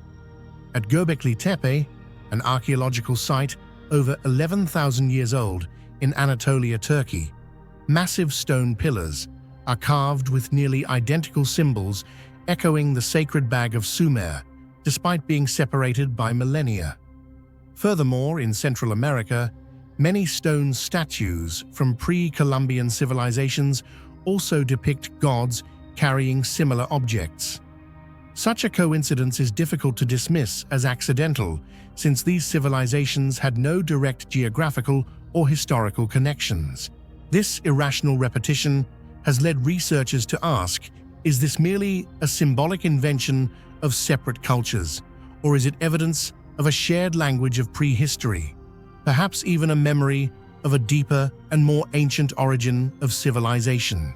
When delving into the true meaning of the sacred bag, scholars quickly encounter heated debates. Most mainstream archaeologists lean toward a practical and ritualistic explanation. It may have been nothing more than a basket for carrying seeds, a pouch for sacred objects, or a container used in religious ceremonies.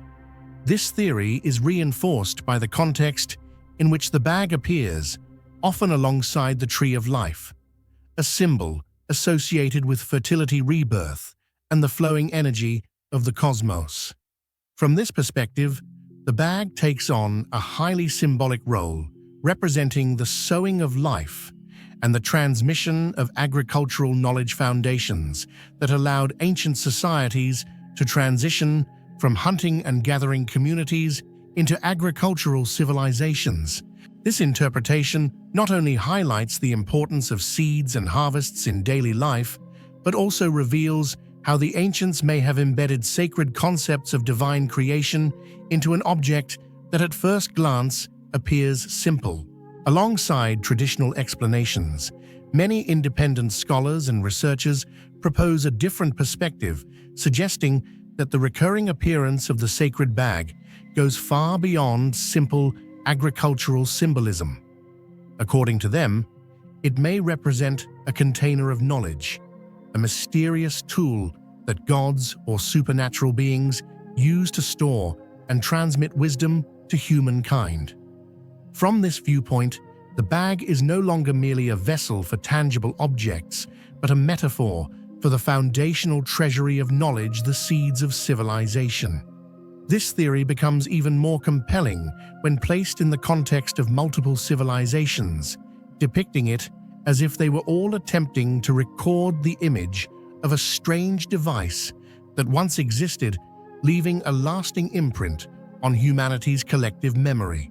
One of the most controversial theories surrounding the handbags of the gods is the perspective of the ancient aliens hypothesis, which argues that these were not merely religious symbols or seed baskets, but actual evidence of extraterrestrial technology in the distant past.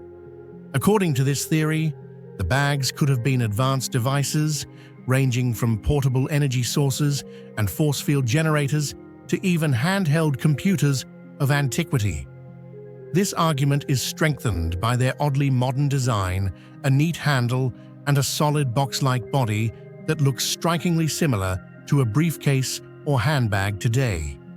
If these were indeed tools, their repeated appearance in the art of civilizations with no geographical or cultural connection suggests that ancient people may have directly witnessed the same type of device. For supporters of this view, the resemblance is no coincidence, but rather the surviving trace of mysterious visitors who left their mark on human history. A particularly striking detail is that in some reliefs, the sacred bag does not appear alone, but is carved multiple times, lined up on stone pillars, like a system with ritual significance. Symbolic researchers suggest that this repetition may carry a deeper meaning beyond being a simple object. One theory proposes that they represent the three realms of ancient cosmology: the heavens, the earth, and the underworld. From this perspective, the bag becomes a microcosm of the universe, symbolizing the gods' ability to control energy, maintain balance, and ensure the order of life. This repeated arrangement has led many to believe that it was not only a ritual motif, but also a profound expression of philosophy, illustrating the connection between humanity, nature, and the metaphysical world. Despite the many theories, one thing remains certain: no ancient text explains the true function or meaning of the sacred bag. The silence of written sources leaves researchers with only images and context to speculate upon. And the more they speculate, the wider the mystery becomes, leaving space for scientific, symbolic, and mystical interpretations to coexist side by side. The fascination of the handbags of the gods lies precisely here. It poses a question with no definitive answer. If they were only religious symbols, how do we explain the nearly identical depictions across distant, unconnected cultures? If they were technological tools, why is there no physical or textual evidence? And if they were metaphors for the cosmos or for life itself, why choose such a distinctly modern, handbag-like design in prehistoric times? The greatest mystery of the handbags of the gods is not just their unusual shape, but their unclear meaning and the sheer variety of interpretations they inspire.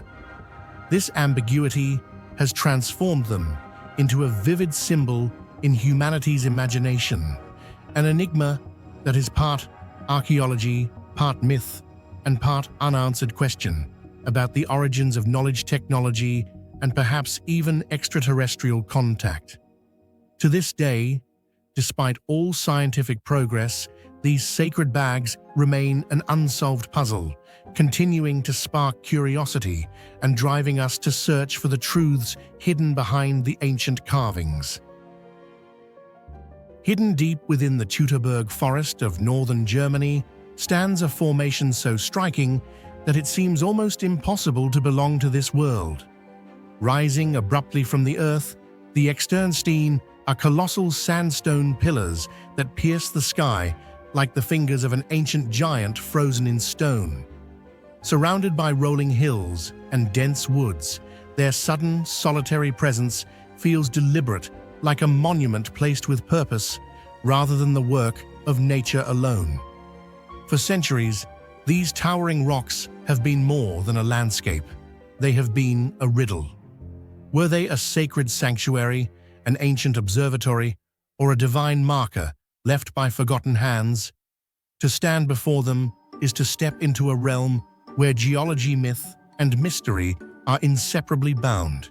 So what do you think Externstein really is? A random geological wonder, an ancient ceremonial sanctuary, or a mysterious gateway built by humans thousands of years ago? Share your thoughts in the comments below. I'd love to hear your perspective. In the depths of the green Teutoburg forest, Externstein rises as a site completely out of place compared to the surrounding nature. It is not a sprawling mountain range or a wide cliff wall, but rather 5 colossal sandstone pillars standing apart, reaching heights of 20 to more than 40 meters. Their gray, vertically cracked surfaces give them a harsh appearance, evoking a sense of both raw wilderness and mystery. From a distance, Externstein looks more like the ruins of a forgotten ancient monument than a mere product of nature. What confounds both scientists and visitors is their location. While the entire surrounding region is nothing but low hills and flatlands, Externstein emerges alone like a rocky oasis in a sea of trees. This solitude makes the site not only a visual landmark, but also a place imbued with spiritual significance.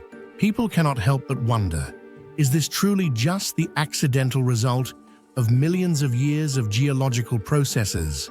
Or is there something more, a special reason why this spot became a sacred center, drawing humans to revere and worship it since ancient times?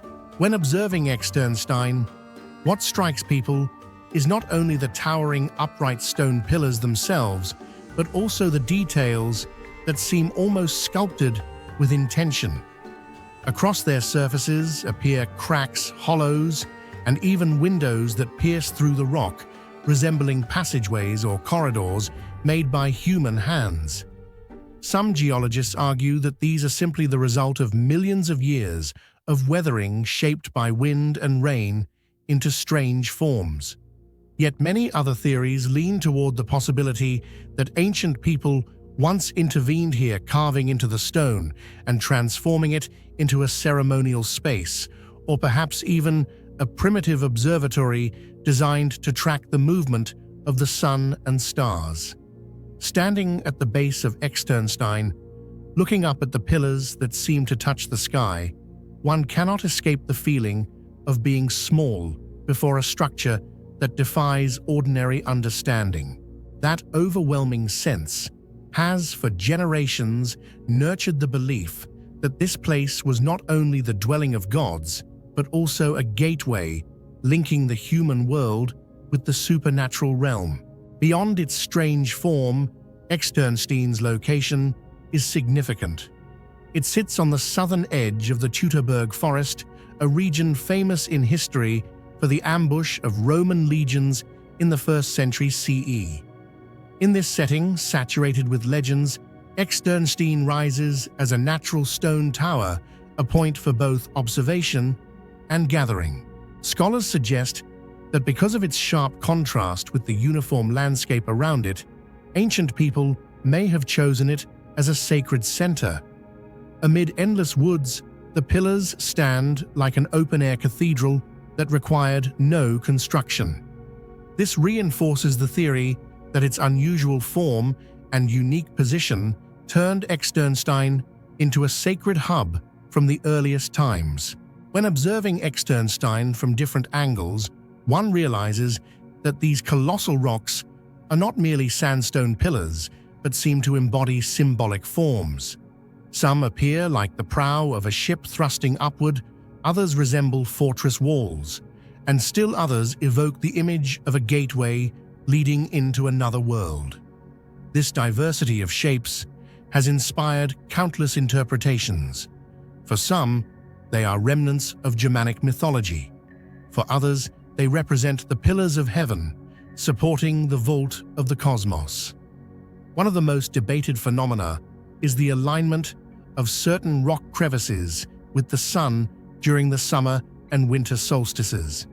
At the precise moment, beams of sunlight pierce through the openings, casting radiant streams of light that evoke the sense of a cosmic ritual taking place within the stone itself. Many archaeologists regard this as compelling evidence for the theory that Externstein once functioned as a prehistoric observatory, much like Stonehenge in England, an ancient attempt by humanity to connect with the sky and the eternal laws of the universe.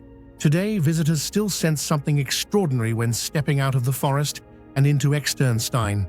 Amid the greenery, the grey pillars loom like a different world. Many describe it as entering a land outside of time, where past legend and nature converge. Some claim to feel a special energy radiating from the site, producing both awe and serenity. This has made Externstein not only a site of historical and archaeological value, but also a place of pilgrimage meditation and modern spiritual rituals. Although many geological studies confirm that Externstein was formed entirely through processes of sedimentation and natural erosion over millions of years, the impression of something artificial continues to haunt observers. The presence of rock cavities, stair-like formations, and aligned crevices has led many to believe that ancient humans once intervened, transforming the site into a space that was both natural and man-made.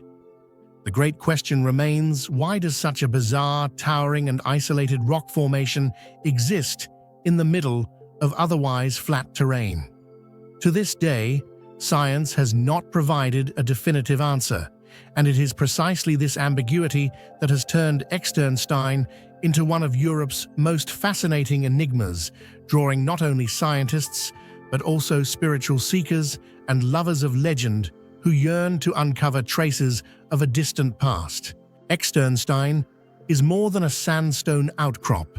It is a fusion of natural wonder and cultural spiritual heritage where strange shapes and a unique location have fueled countless theories.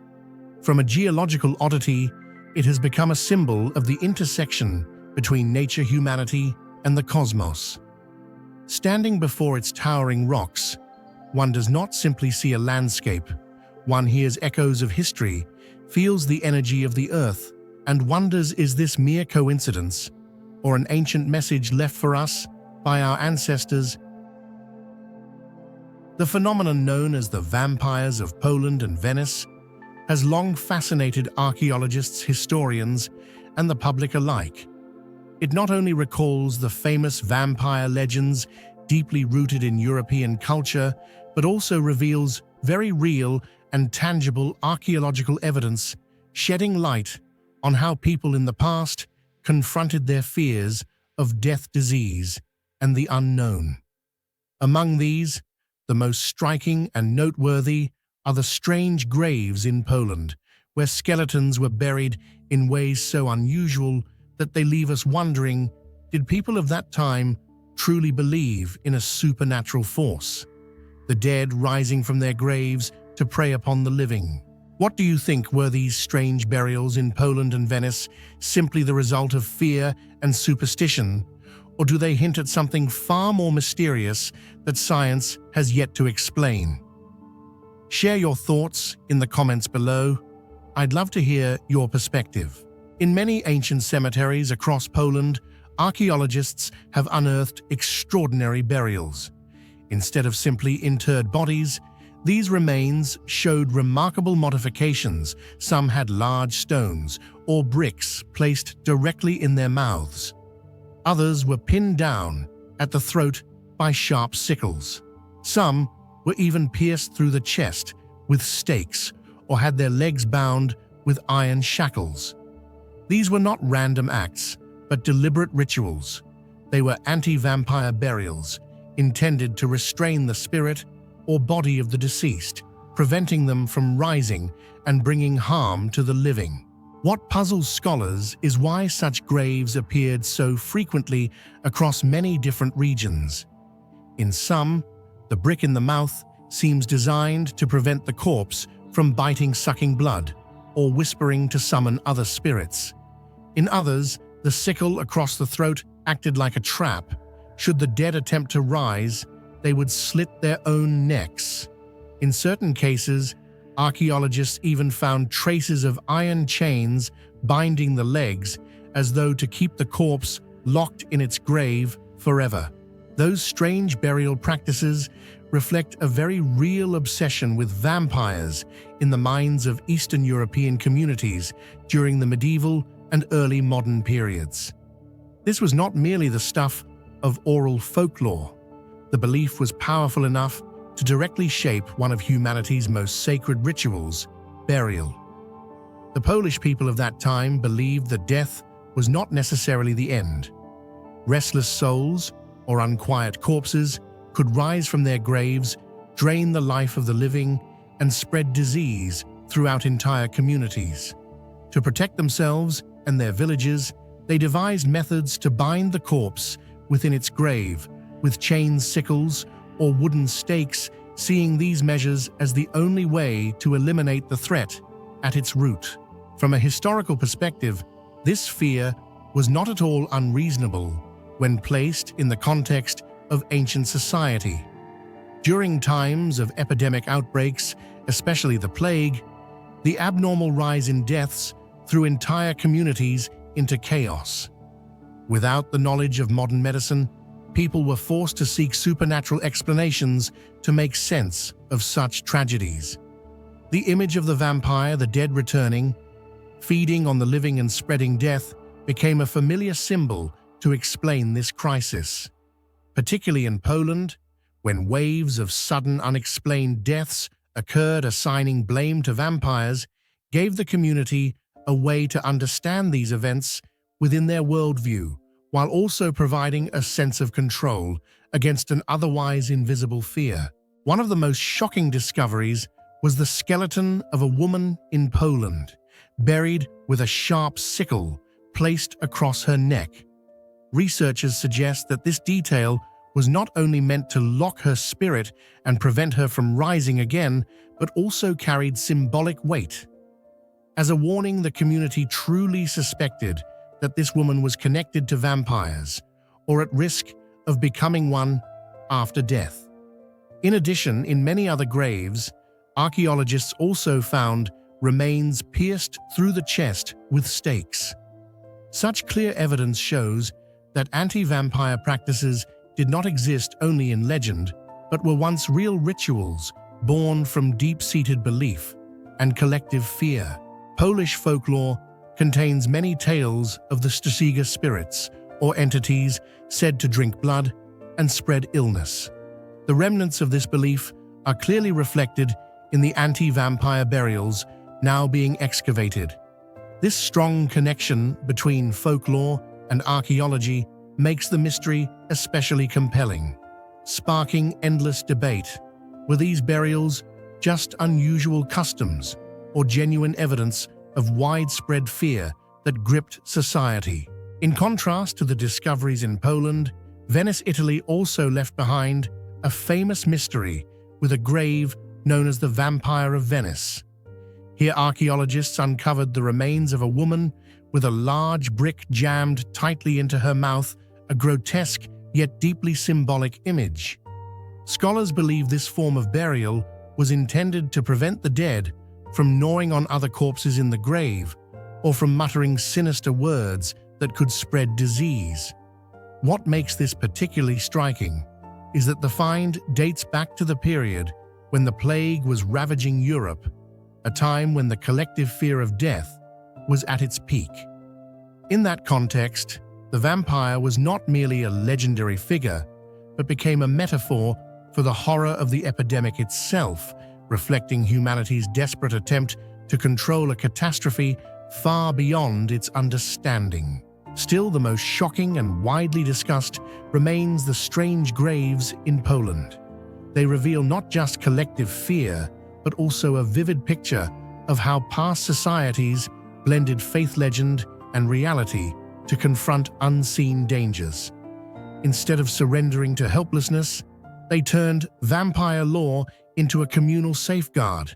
If corpses could be chained and stopped in their graves, then perhaps fate could still be controlled.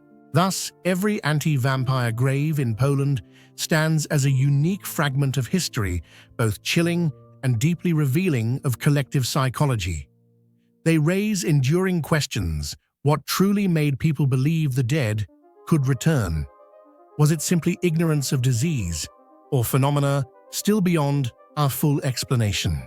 Today, with modern science, it is easy to dismiss this as superstition, mixed with fear of epidemics. Yet in the context of the past, when an illness could wipe out an entire village, in days believing in vampires was a way to explain and cope with chaos. The strange burials in Poland are therefore not just archaeological artifacts, but mirrors reflecting human helplessness, fear, and imagination in the fight for survival. In conclusion, the vampires of Poland and Venice is both an archaeological phenomenon and a legend-laden mystery.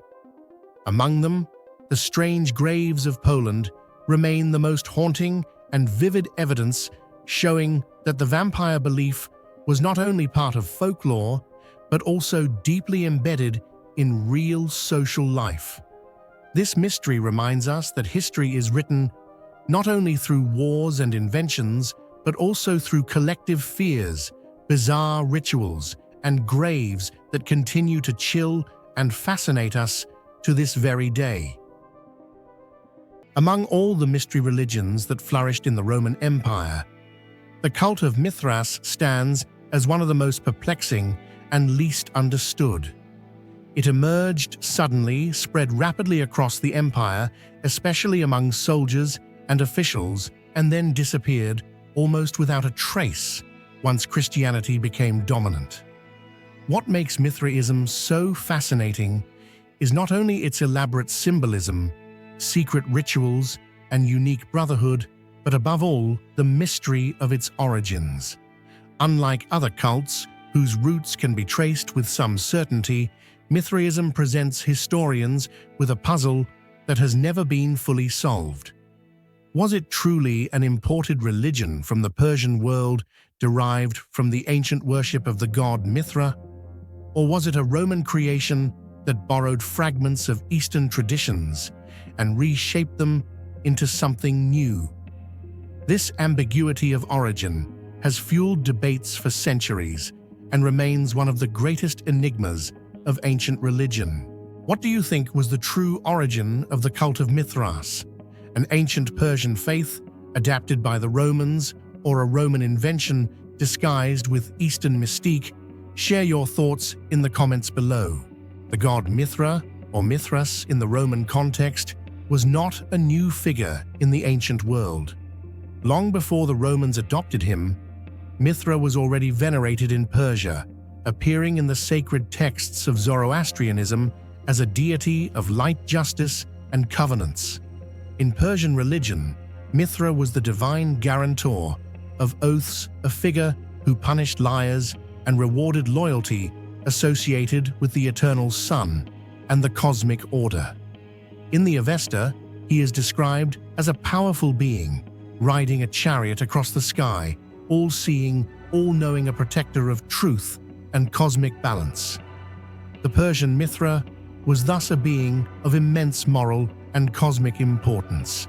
Yet when we turn to the Roman Mithras, we find a figure that looks strangely different.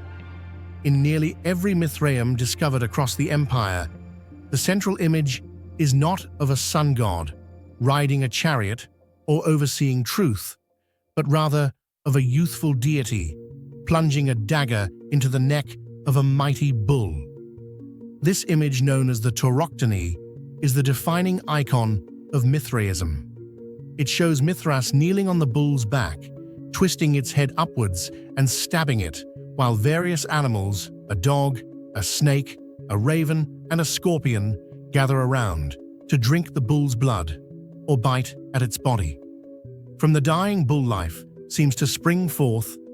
Wheat stalks grow from its tail, and its blood becomes a source of fertility and regeneration. This imagery is powerful and evocative, but it bears almost no resemblance to the Persian Mithra. Where, then, did this imagery come from? Why did the Romans worship Mithras not as a god of truth and contracts, but as a bull slayer in a cosmic drama? Some scholars have suggested that the Romans misunderstood Persian Mithraism, adapting it in a distorted way. Perhaps Roman soldiers stationed on the eastern frontiers of the empire and coming into contact with Persian culture carried back fragments of Mithraic worship, but without the full theological context. They may have reimagined Mithra's role, emphasizing symbols that resonated with Roman martial values, particularly sacrifice, struggle, and rebirth. Yet this explanation feels incomplete. The tauroctony scene has no direct parallel in Persian religion. Nowhere in the Avesta is Mithra depicted slaying a bull. The bull was indeed a sacred animal in many ancient religions, often linked to fertility and strength, but the specific motif of Mithras killing it appears to be uniquely Roman. This raises the possibility that Mithraism was less a direct import than a Roman invention cloaked in Eastern mystery. Another theory argues that Mithraism may have emerged as part of a broader Hellenistic synthesis. During the centuries after Alexander the Great's conquests, Greek culture mingled with Persian and Mesopotamian traditions. Religious syncretism was common, and gods were reinterpreted through each other's lenses. It is possible that a proto-Mithraic cult arose in the melting pot of Asia Minor, where Persian deities met Greek mystery traditions, and from there was transmitted into the Roman world. The figure of Mithras slaying the bull could have been a symbolic adaptation of older sacrificial myths, perhaps linked to the Mesopotamian tradition of cosmic animals whose death brought forth creation, or to the Greek myths of divine hunts and cosmic struggles. In this view, the Roman Mithras is neither wholly Persian nor wholly Roman, but rather a hybrid, born of centuries of cultural exchange in the Eastern Mediterranean. The murkiness of Mithraism's origins is deepened by the fact that the cult left behind no sacred texts. Unlike Christianity, Judaism, or even Zoroastrianism, Mithraism does not have scriptures that lay out its theology. All that survives are the Mithraea underground temples, often built to resemble caves, and the images carved or painted within them. These Mithraea, discovered from Rome to Britain, from the Rhine frontier to Syria, are strikingly consistent in their design. At the far end of each temple, the tauroctony is depicted. Along the sides, benches for initiates. The roof often painted with stars, turning the space into a miniature cosmos. The temples themselves suggest that Mithraism was profoundly cosmological, perhaps teaching initiates about the structure of the universe and the soul's journey through the stars. But again, the absence of written doctrine means we must interpret from symbols, and symbols can be deceptive.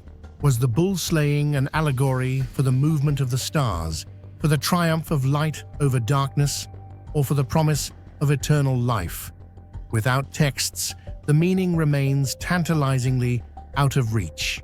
The Roman fascination with Eastern religions also played a role in Mithraism's mysterious identity. For the Romans, the East was a land of ancient wisdom, deep mysticism, and exotic gods. Cults that bore an Eastern origin carried with them an aura of prestige and mystery. By associating their god with Persia, the Romans may have been granting Mithraism an authority and antiquity that made it more appealing to initiates. Soldiers, traders, and officials who joined the cult might have felt that they were part of an ancient tradition stretching back to the dawn of civilization, even if in practice, the rituals they performed were distinctly Roman inventions. Thus, Mithraism's ambiguous origin may have been a deliberate strategy. By keeping its roots vague, the cult could claim both the exoticism of Persia and the universality of Rome. What is certain is that Mithraism grew rapidly across the empire, particularly in the 2nd and 3rd centuries CE. Archaeological evidence shows that Mithraea dotted the empire, often built near military ports and urban centers. Soldiers were the backbone of the cult, finding in Mithras a god who mirrored their values of loyalty, brotherhood, and courage. Yet even as the cult expanded, its secrecy never waned. Only men could join, and only through initiation into progressively higher grades of membership.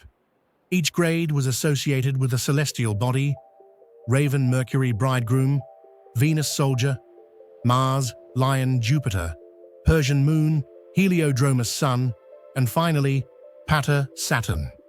This structure not only reinforced discipline, but also tied the initiate's spiritual progress to the cosmic order, again reflecting Mithraism's deep astronomical symbolism. The absence of women from the cult is also telling. Unlike other mystery religions, such as the cult of Isis or Dionysus, Mithraism was exclusively male. Its values were martial, its imagery violent yet regenerative, its ethos that of a warrior brotherhood. This exclusivity gave the cult a unique identity, but it may also have contributed to its vulnerability. When Christianity began to rise, offering a universal message that included both men and women, rich and poor, slaves and free, Mithraism's closed structure could not compete.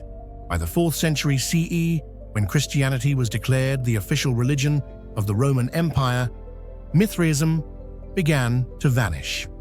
Temples were abandoned, destroyed, or repurposed. Initiates faded into obscurity.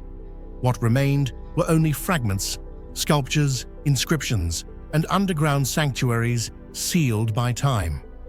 The mystery of its origins, however, has never ceased to captivate scholars.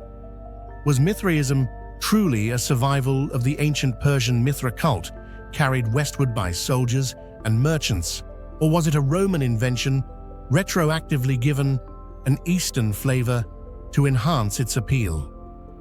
The truth may lie somewhere in between, in the complex web of cultural exchange that defined the ancient Mediterranean. In the end, the cult of Mithras remains a ghostly presence in the study of ancient religion. Its secrecy ensured its survival for centuries, but also guaranteed that it would leave behind no clear legacy. Its symbols whisper of cosmic dramas of sacrifice and rebirth, of brotherhood and mystery, but their precise meaning is lost to us. Above all the ambiguity of its origin, the question of where Mithras truly came from embodies the essence of mystery itself. For perhaps that was the cult's greatest power, not the answers it gave, but the secrets it kept. Hidden deep within the rugged rock wilderness of Kimberley, Western Australia, lies a heritage site that has astonished the world: the Wandjina rock paintings, revered by the Aboriginal people as the spirits of the sky, the rain, and the thunder. Beyond their non-human appearance, large heads, big eyes, and featureless mouths, what truly amazes scientists is their extraordinary age and preservation. For thousands of years, these paintings have retained their vivid colors, surviving wind, rain, and time itself. What do you think gives these ancient paintings their incredible power to last for thousands of years? Is it a lost scientific formula hidden in the pigments, or something spiritual, a sacred connection between people, nature, and time itself? Share your thoughts in the comments below. I'd love to hear how you interpret the mystery of the Wandjina. The Wandjina paintings are believed to be at least 4,000 years old, and in some regions possibly as old as 10,000 years. They appear on cliff faces, cave ceilings, and sandstone shelters across Kimberley, once a lush tropical forest filled with lightning and storms. Yet in this harsh landscape, the figures remain as if they were painted yesterday. Archaeologists have used radiocarbon and mineral analysis to date the pigments. The results revealed natural minerals such as hematite, kaolin, and ochre, but the astonishing part is that these pigments bond to the rock surface with abnormal strength. There are no signs of binders or adhesives, no plant oils, no resins, nothing that could explain such durability. This leads to one of archaeology's great questions. How could ancient people create paint that withstands thousands of years without modern chemistry? The colors in the Wandjina paintings are incredibly pure: bright, white, deep red, earthy yellow, and dark black. Under Kimberley's sunlight, they seem to glow softly, as if reflecting light from within the stone itself. Geologists suggest that the artists may have mixed minerals with silica-rich water or natural alkaline solutions, allowing the paint to fuse chemically with the stone and form a mineralized protective layer. Other studies propose that iron-oxidizing bacteria inside the caves might have created an invisible biological coating that protects the pigments from ultraviolet decay. But the most puzzling phenomenon is the self-renewal of the paintings. Locals say that when the colors fade, they brighten again after the rainy season, as though a living chemical reaction is happening between paint and rock. Is it a coincidence of nature, or the echo of a lost ancient formula passed down only through sacred Aboriginal rituals? Among the Warora, Ngarinyin, and Wunumbal tribes, Wandjina are not mere drawings. They are the living spirits of the rain gods. The people believe that if the images fade, the world's balance will collapse, the rains will stop, and the earth will die. Therefore, each year the elders perform a Wandjina awakening ceremony using a sacred paint mixture whose recipe is transmitted orally through generations. No one outside the chosen initiates may touch the images. Only they know the amount of paint, the proportions, and the exact time of year to repaint each stroke, so that the deities remain pleased. Many rock shelters still shine brilliantly today, not because of modern restoration, but because of this ancient tradition of faith. For the Aboriginal people, repainting is not restoration, it is communion. It maintains the sacred connection between humankind and the divine beings who once shaped the world. When Western archaeologists first documented the Wandjina in the early 20th century, they regarded them simply as part of Australia's vast collection of Aboriginal rock art. But it wasn't until after World War II, when advanced pigment analysis techniques emerged, that discoveries about Wandjina truly astonished the scientific world. Ancient paint samples, taken from the cliffs of Kimberley, revealed a chemical structure of extraordinary stability. The pigments were completely waterproof and showed no signs of cracking or peeling, despite enduring millennia of wind, rain, and scorching sunlight. Most astonishing of all, the white pigments retained their pure brightness, something nearly impossible in ancient art, since white tones typically oxidize and turn yellow over time.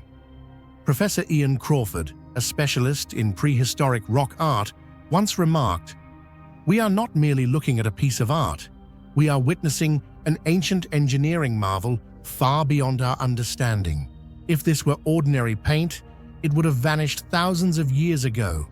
Some researchers have proposed that the ancient Aboriginal artists understood the interaction between minerals and atmospheric moisture, using Kimberley's harsh climate itself to activate the paint's self-preserving properties, a form of natural technology that humanity has yet to replicate even today.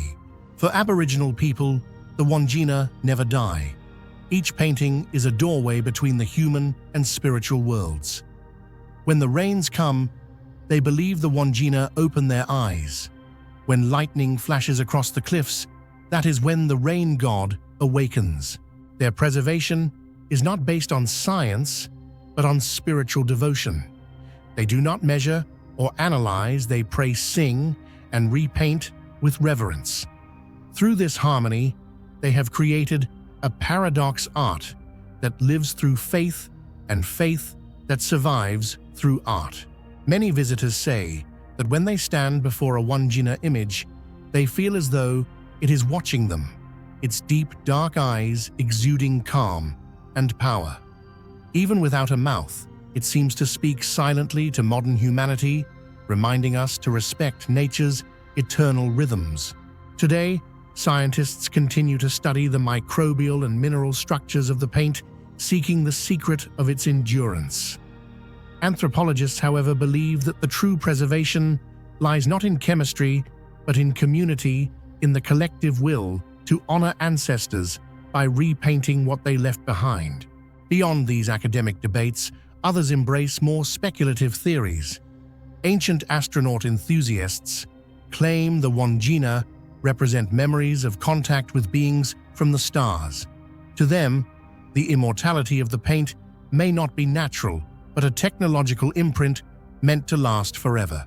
Though mainstream scholars dismiss such claims, one cannot help but wonder how could a non-literate society without metal or modern tools create images that outlast even the pyramids of Egypt. Today, the Kimberley region is recognized by UNESCO as a potential World Heritage Site, and both the Australian government and local Aboriginal custodians work to protect its sacred caves. Yet even with modern conservation science, no one has been able to replicate the original pigment's resilience. Preservation teams can only photograph 3D scan and monitor humidity, while the actual repainting remains a sacred act, restricted to the Aboriginal people, the only ones believed capable of touching the Wandjina without disturbing their spirits. Each wet season, they return to the cliffs, brushes in hand, repainting those mouthless faces that gaze upon humanity. In that moment past and present, merge humans and gods, meeting again through a layer of color that has lived for millennia. To this day, the secret of the Wandjina's endurance remains unsolved. No one knows exactly how the ancients did it, or how the pigments became one with the stone like blood in the veins of the earth. Scientists continue to search for answers, while the Aboriginal people simply smile for them. There is nothing to explain. The Wandjina are still alive, and they are merely the guardians of their light. Perhaps that is the true miracle. While the modern world races to invent new preservation technologies, their ancestors achieved eternity through reverence and belief. When we look into the silent eyes of the Wandjina, we see more than ancient art. We see a civilization that still breathes within the stone. And maybe what keeps the Wandjina alive is not chemistry at all, but the faith that some sacred things never fade, no matter how long time flows. Hidden deep within the misty Andes Mountains, where clouds drift around 1,000-meter cliffs, lies a mystery that still confounds archaeologists today: the hanging coffins of the Chachapoyas, an ancient civilization nearly lost to time. They were known as the warriors of the clouds, for they lived, fought, and even buried their dead among the clouds on cliffs that no ordinary person could reach. When you hear about the hanging coffins of the Chachapoyas suspended among the clouds, what strikes you more? The awe at the extraordinary engineering of ancient people, or the curiosity about the spiritual faith that led them to bury their dead in the sky? Share your thoughts in the comments below, because perhaps your perspective will help us understand more deeply the mystery of these warriors of the clouds. When the first archaeological expeditions reached Karagia and the Cliff of the Dead Huayla Belen, researchers could not believe their eyes. On sheer rock faces stood dozens of tall human-shaped figures coated in pale clay, sitting motionless and facing the valley. Only upon closer inspection did they realize these were not statues, but ancient coffins containing the mummified remains of the Chachapoyas. Each coffin, up to 2.5 meters tall, was molded from a mixture of clay, straw, and crushed stone. Inside rested the bones of the deceased. Their faces were painted white with wide, round eyes and a small, solemn mouth. Many of the coffins were sculpted to resemble guardians, suggesting that the dead continued to watch over their land, a vivid symbol poised between life and death. Before being conquered by the Inca Empire in the 15th century, the Chachapoyas had built their own world among the clouds. Their stone city, Quelap, with walls over 20 meters high, remains a testament to their remarkable skill and organization. Unlike the Incas, who worshipped the sun and practiced cremation, the Chachapoyas chose to place their dead in the sky, sealed within upright coffins that faced the rising sun. For them, death was not an end, but a journey of the soul, rising from the earth to merge with the clouds. The towering cliffs marked the boundary between the mortal world and the divine, and the coffins themselves became gateways, guiding the spirits back to the gods.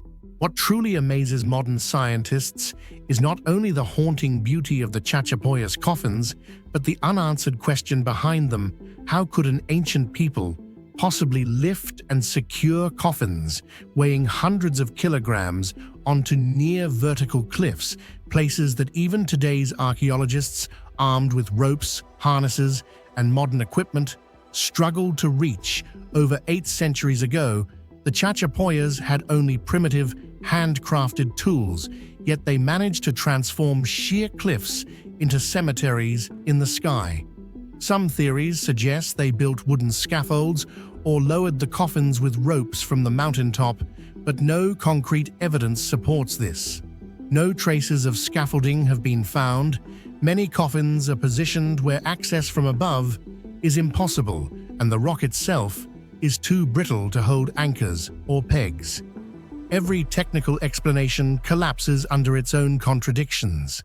For that reason, many researchers have turned to spiritual interpretations, proposing that the high placement of the coffins symbolized the soul's ascent toward the gods, expressing a belief that life does not end, but merely rises to another realm. Perhaps within that sacred faith, the Chachapoyas found the strength to achieve what should have been beyond human limits. To the Chachapoyas, death was a sacred rite, not a tragedy. The deceased were washed wrapped in cloth, seated in a fetal or prayer-like position, and enclosed within clay effigies shaped as humans. These effigies were then placed into high rock niches, always facing east, the direction of the rising sun, the symbol of rebirth. Each of these standing tombs was viewed as a portal for the soul to ascend to the heavens. The wide eyes on each face symbolized that the departed still watched over the living, guarding their descendants from harm. In Chachapoyas' belief, the dead never truly left. They simply shifted into another form of existence, echoing later concepts of the immortal soul. Thus, these coffins were not merely funerary containers, but spiritual monuments, statues of deities, guarding the threshold between life and death. On the surface of the Chachapoyas' coffins, researchers have discovered countless mysterious patterns, from spirals, triangles, and zigzag lines to eye-like symbols staring out over the valley below. Archaeologists believe these designs are not mere decoration, but a spiritual language carrying messages meant for the afterlife. The spirals may represent the cycle of life, death, and rebirth, while symbols of the sun and lightning signify the power of celestial gods. Each coffin faces outward from the cliff, as if the spirits within were watching over and protecting their descendants through the mountain mist.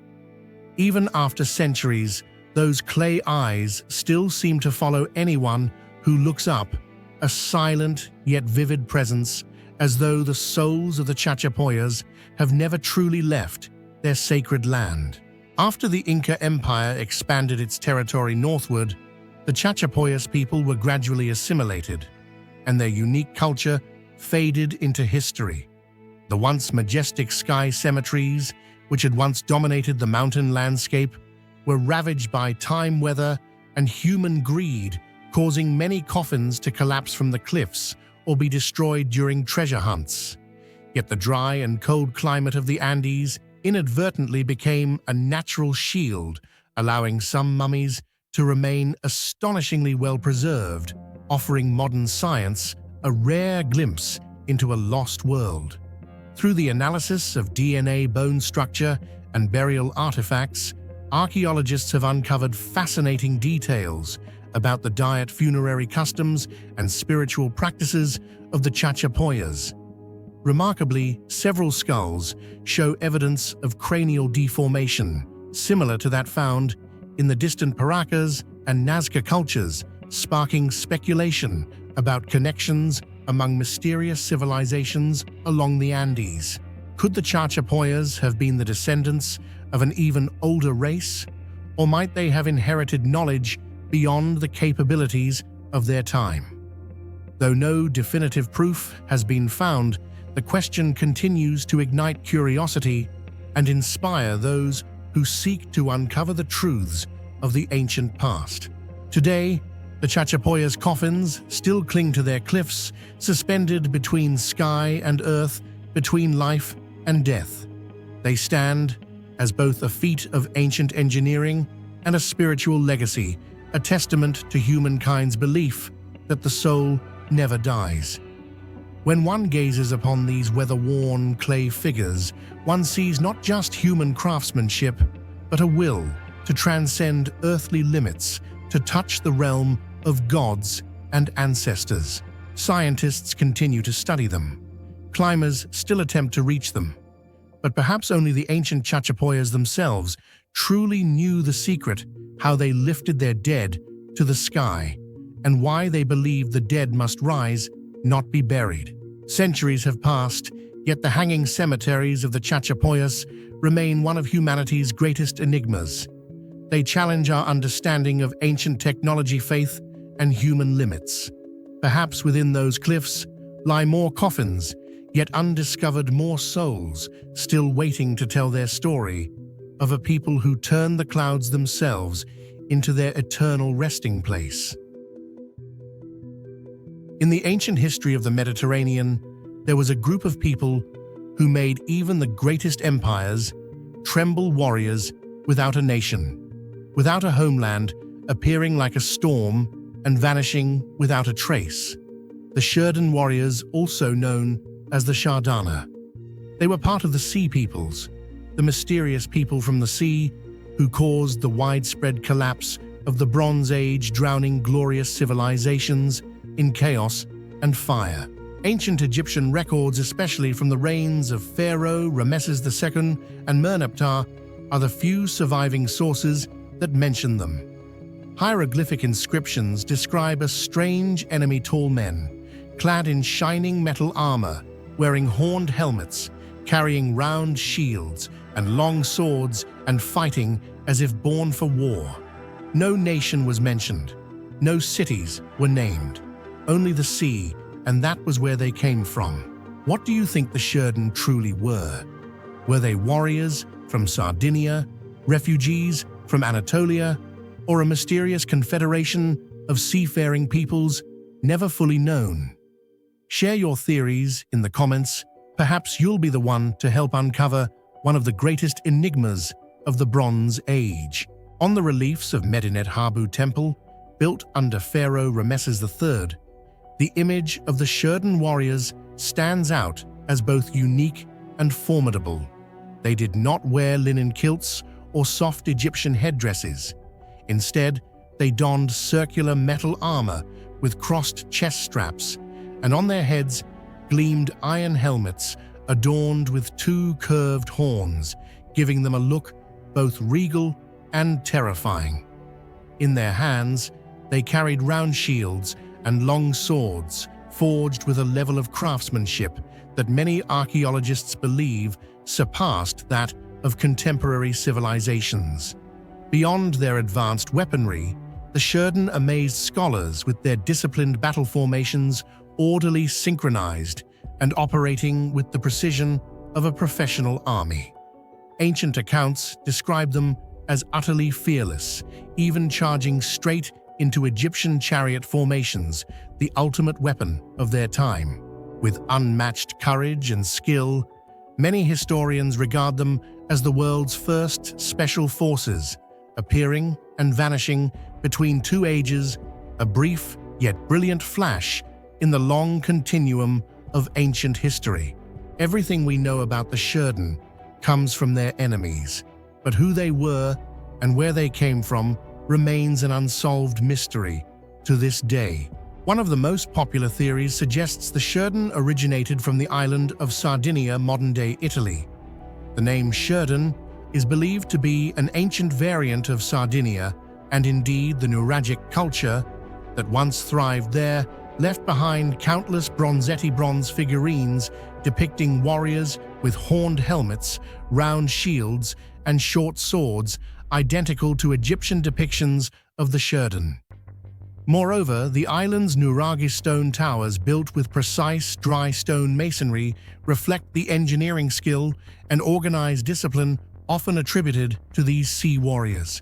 Yet not everyone agrees. Some scholars argue that the Shurden could not have come from Sardinia, as during Ramesses II's time, 13th century BCE Nuragic culture was still in its early stages, making a trans-Mediterranean invasion of Egypt difficult to imagine. Hence emerged a second hypothesis that the Shurden originated from Anatolia or the Levant, where many cities fell during the same era. Perhaps they were war refugees, driven to the sea by famine and conflict, who banded together into pirate fleets that evolved into a massive military power.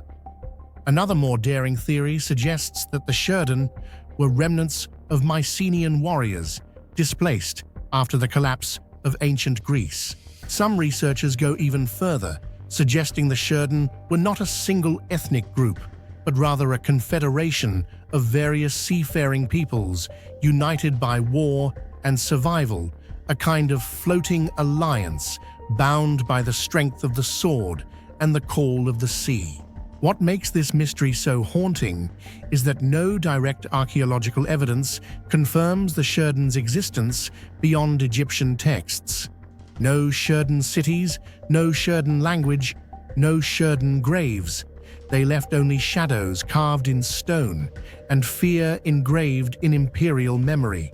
For this reason, archaeologists often call them the ghosts of the Mediterranean, emerging from the sea, spreading chaos, and then vanishing back into the waves that gave them life. History is full of irony. Sometimes the fiercest enemies become the most loyal defenders. After defeating the Shurden pharaoh, Ramesses II did not annihilate them, he recruited them into the Egyptian army.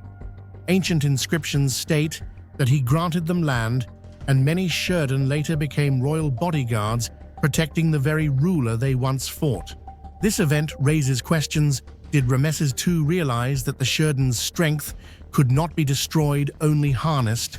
Or was it part of the Shurden's survival strategy, blending into Egypt to endure? No one knows.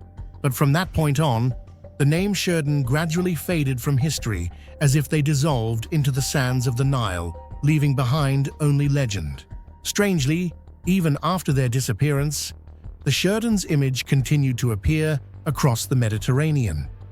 In Sardinia, bronze warrior statues resembling the Shurden are found in abundance. In Crete, the Levant, and even Cyprus, figures of men with horned helmets and round shields have also been uncovered. This suggests that the Shurden may have left a broad cultural imprint even if they no longer existed as a distinct people. Modern researchers have also found striking similarities in shipbuilding, weapon design, and artistic motifs between Sardinia, the Levant, and Egypt, as if the Shurden became a bridge between civilizations in the late Bronze Age. But were they traders, mercenaries, or invaders? The answer remains elusive. By the 12th century BCE, the Shurden, along with the entire group of sea peoples, seem to have vanished completely from history. No more records of battles, no traces of natural disasters, and no signs of mass migration. everything faded into a strange silence, as if they had dissolved back into the very sea that had given them life. Some scholars believe the Sherdans settled along the Mediterranean coasts, gradually assimilating with local populations and losing their distinct identity. Others argue they became the ancestors of modern Sardinians, carrying the legacy of a warrior people who once shook the ancient world. Yet what confounds researchers the most is not where they went, but who they truly were. How could a people with such advanced technology, organization, and a clearly defined identity leave behind no language, no cities, no monuments? This question has led some archaeologists to propose a daring theory that perhaps the Sherdan were never a fixed nation at all, but rather an alliance of sea-born warriors living between land and ocean, belonging to no empire, emerging only when civilizations collapsed and disappearing once more into the darkness of history. Today, the Sherdan live on, in popular imagination, horned, helmeted warriors, cold-eyed and unyielding before the sea. Archaeologists still scour the Mediterranean from the Levantine coast to Sardinia's rocky shores, hoping to uncover a single clue that might reveal their true origin. But so far, the mystery endures. Perhaps that is what makes the Sherdan immortal. While empires like Mycenae and the Hittites have faded into dust, the Sherdan name endures, a symbol of strength, freedom, and the fear the sea inspires. They may no longer exist, but their legend continues to echo through human memory, like waves crashing against the cliffs, reminding us that once there were men who came from the sea and made the world tremble. In the heart of the Syrian desert, once stood a glittering city of marble columns and gold, Palmyra, the pearl of the desert. From its heart rose a woman whose legend would echo across centuries, Queen Zenobia, the warrior queen who dared to defy Rome itself. Her name has survived through both history and myth, her story wrapped in intrigue, courage, and enduring mystery. But above all, what makes Zenobia truly fascinating is not merely her rebellion or her empire, it is her mysterious origin, her sudden rise to power, and the veil of uncertainty that still surrounds who she truly was.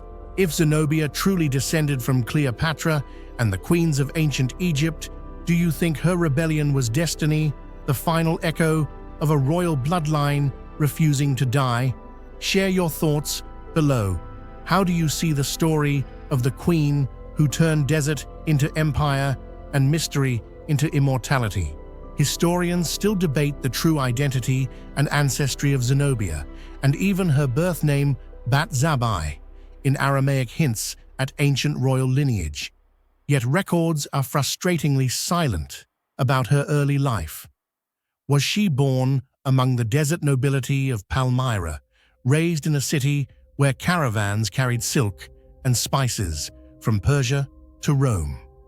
Or was she a descendant of the Ptolemaic dynasty, a bloodline that once ruled Egypt under Cleopatra herself? Some sources, especially later Roman accounts, claimed that Zenobia traced her ancestry directly to Cleopatra VII, the last pharaoh of Egypt. If true, this would mean Zenobia inherited not only Cleopatra's beauty and intellect, but also her burning ambition, the desire to stand equal with emperors and command empires. Yet other scholars reject this as political propaganda or romantic invention, suggesting that Rome sought to paint Zenobia as another Cleopatra, alluring, dangerous, and destined to fall. Still, the resemblance is haunting. Like Cleopatra, Zenobia was described as dark-eyed, eloquent, and regal, fluent in multiple languages: Greek, Aramaic, Latin, and ancient Egyptian. She was said to have studied philosophy, history, and astronomy, and to have been as well-versed in debate as any scholar in Alexandria. To the people of Palmyra, she was not merely a ruler, she was the embodiment of the union between East and West, a living bridge between Greek intellect and Semitic spirituality. But the question remains, who taught her to lead armies, to negotiate with generals, to challenge Rome itself? No record tells us how Zenobia rose from an obscure noblewoman to the throne of Palmyra. Some believe she was trained from youth in the art of leadership, groomed as the heir of a powerful merchant clan. Others whisper that she was the child of a priestly family, destined from birth to embody the goddess Bel or Alat, protectors of Palmyra's sacred temples. Whatever her origin, Zenobia's destiny was extraordinary. When she married King Odaenathus, the ruler of Palmyra, Zenobia entered a complex political world. Her husband was Rome's loyal ally, defending the eastern provinces against the Persians. Together, they made Palmyra a vital trade hub and military power, the shining jewel of Rome's eastern frontier. But fate turned swiftly. In 267 CE, Odaenathus and his eldest son were mysteriously assassinated. The identity of the killer has never been proven. Some point fingers at internal rivals, others at Roman officials, fearful of Palmyra's growing might. Whispers even suggest Zenobia herself orchestrated it, though such claims may have been Roman slander to diminish her legitimacy. Whatever the truth, the deaths left Zenobia a widow and her young son, Vabalathus, the heir to a kingdom on the edge of chaos. In this moment of uncertainty, Zenobia seized control and transformed Palmyra from a regional ally into an independent empire. Zenobia's reign was brief but astonishing. Between 268 and 272 CE, she launched a series of bold campaigns that would have made even Alexander the Great pause. Her generals swept across Syria, Palestine, Egypt, and parts of Asia Minor, carving out an empire that rivaled Rome's eastern dominion. Unlike most conquerors, Zenobia ruled not through brutality, but through diplomacy and vision. She allowed local cultures to flourish, embraced scholars and merchants, and presented herself as a protector of the East against Roman corruption. In Alexandria, she was hailed as a new Cleopatra, in Antioch as a savior queen. Her coinage bore her image beside her sons, equal in power, divine in stature. To the Romans, however, she was a usurper, a woman who dared to defy their gods and emperors. Roman chroniclers, often hostile, nonetheless admitted Zenobia's brilliance. The historian Zosimus wrote that she possessed the courage of a man, the prudence of the best rulers, and the chastity of a woman. Others noted her discipline. She drank only water, ate sparingly, and led her armies on horseback for days across the desert. Her charisma was magnetic. Soldiers followed her, not merely out of duty, but out of reverence. She was said to have addressed them directly before battle, her voice echoing across the sands, reminding them of their freedom, their gods, their pride. But her mysterious nature endured. Who was she in private? A calculating strategist, a mystic queen, guided by divine visions, or simply a woman who refused to kneel before an empire built by men? Rome, of course, could not tolerate her independence. In 272 CE, Emperor Aurelian marched east with his legions. The battles were fierce at Antioch, at Emesa, but Rome's discipline and numbers eventually broke Palmyra's defenses. Zenobia fled toward the Euphrates, hoping to find refuge with the Persian king. Yet she was captured on the banks of the river, her chariot trapped by Roman soldiers. Her capture marked not only the fall of Palmyra, but the end of one of the most daring experiments in ancient history, a woman-led empire born in the desert. What happened next is one of history's greatest mysteries. Roman records differ wildly. Some claim Aurelian took Zenobia to Rome, parading her in golden chains through the streets during his triumph. Others insist she was granted mercy living in a Roman villa at Tivoli, where she became a respected noblewoman and even married a Roman senator. Still others whisper a different ending, that Zenobia escaped during her transport, vanishing into the desert to live among her people once more. There she became a legend, the ghost queen of Palmyra, whose spirit still guards the ruins beneath the Syrian sun. The ruins of Palmyra themselves seem to hold her memory. Among the broken columns and silent temples, her image still lingers, a woman who rose from mystery, ruled with brilliance, and disappeared into legend. What makes Zenobia's story so enduring is the shadow that still cloaks her beginnings. Every theory about her ancestry, Greek, Aramaic, Egyptian, tells a different story about who she was and what she represented. Was she a child of the desert gods, chosen to challenge the arrogance of Rome, or a descendant of Cleopatra, driven by dynastic pride to restore the lost glory of Egypt and the East? Even her name, Zenobia, meaning life of Zeus, carries symbolic weight.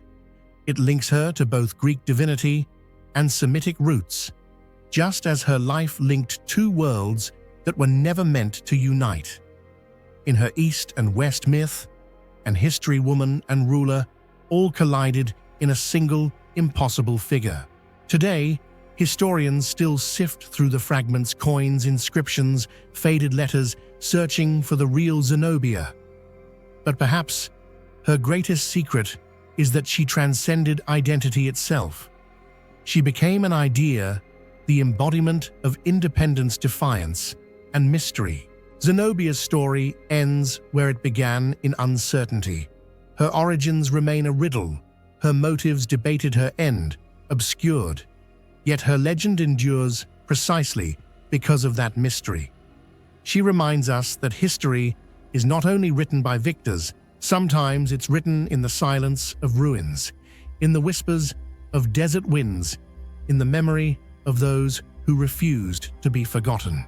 Her empire crumbled, but her spirit did not. To this day, when travelers walk among the shattered columns of Palmyra, they say they can still feel her presence, proud, unbroken, watching over the sands that once carried her armies. Zenobia of Palmyra remains one of the most enigmatic figures in human history, a queen of unknown blood who rose from obscurity to challenge the mightiest empire on earth, and whose mystery has never been unraveled. Before the skyscrapers of New York, before the first European ships touched American shores, a colossal city thrived in the heart of the continent and then vanished without a trace. Cahokia, hidden on the eastern banks of the Mississippi River near present-day St. Louis, was once the beating heart of a civilization that reached astonishing heights of organization, architecture, and power. At its peak, it rivaled the great cities of medieval Europe. Yet when explorers finally arrived centuries later, nothing remained but mysterious earthen mounds rising from the grasslands. Who built this lost metropolis? How did it rise so swiftly and disappear so completely? Cahokia is not just an archaeological site. It is a haunting reminder that even the mightiest civilizations can fade into silence, leaving only questions behind. What do you think really happened to Cahokia? Was it destroyed by nature's internal conflict, or something far beyond our understanding? Share your thoughts and theories in the comments below. I'd love to hear how you interpret this ancient mystery. Between 1050 and 1350 CE, Cahokia reached the height of its power. Its population is estimated to have ranged between 15,000 and 40,000, making it the largest city north of Mexico in the pre-Columbian world. Spanning more than 1,600 hectares, the city was meticulously planned. Ceremonial plazas, residential zones, administrative districts, and vast earthen mounds rose in harmony. At its heart stood Monk's Mound, a man-made earthen pyramid nearly 30 meters high and covering over 4.5 hectares, constructed from millions of tons of soil moved entirely by human hands. No one knows how the Cahokians transported such a colossal mass without carts or draft animals. The mound remains standing today, a silent monument to their extraordinary organization and engineering skill. What puzzles archaeologists even more is the astonishingly precise astronomical knowledge of the Cahokians. Near the city's center stood a structure called Woodhenge, a massive circle of towering wooden posts, aligned so that the sun rose and set at specific posts on the solstices and equinoxes. Clearly, this was not merely an observatory, but a ceremonial hub, linked to time, agriculture, and cosmic order, evidence of mathematical and astronomical sophistication far beyond what was once thought possible for North America's indigenous peoples. Yet the true purpose of Woodhenge remains unsolved. Was it a solar calendar, a temple, or perhaps a political tool used to legitimize power? Every theory seems plausible, but none conclusive. Beneath the glory of this political and spiritual capital lay haunting darkness. Excavations uncovered mass graves, including dozens of young women buried with ornaments and offerings. Other pits contained skeletons with broken bones or severed limbs, evidence of large-scale ritual sacrifice. It appears Cahokian religion was deeply tied to the sun life and death, and that human offerings may have been intended to preserve cosmic balance or reinforce social hierarchy. Yet no one knows what deities they worshipped or what myths they told, for the Cahokians left behind no written language. This once bustling metropolis vanished completely within a few centuries. Around 1350, CE homes collapsed, the ceremonial mounds were abandoned, and the people dispersed without a trace.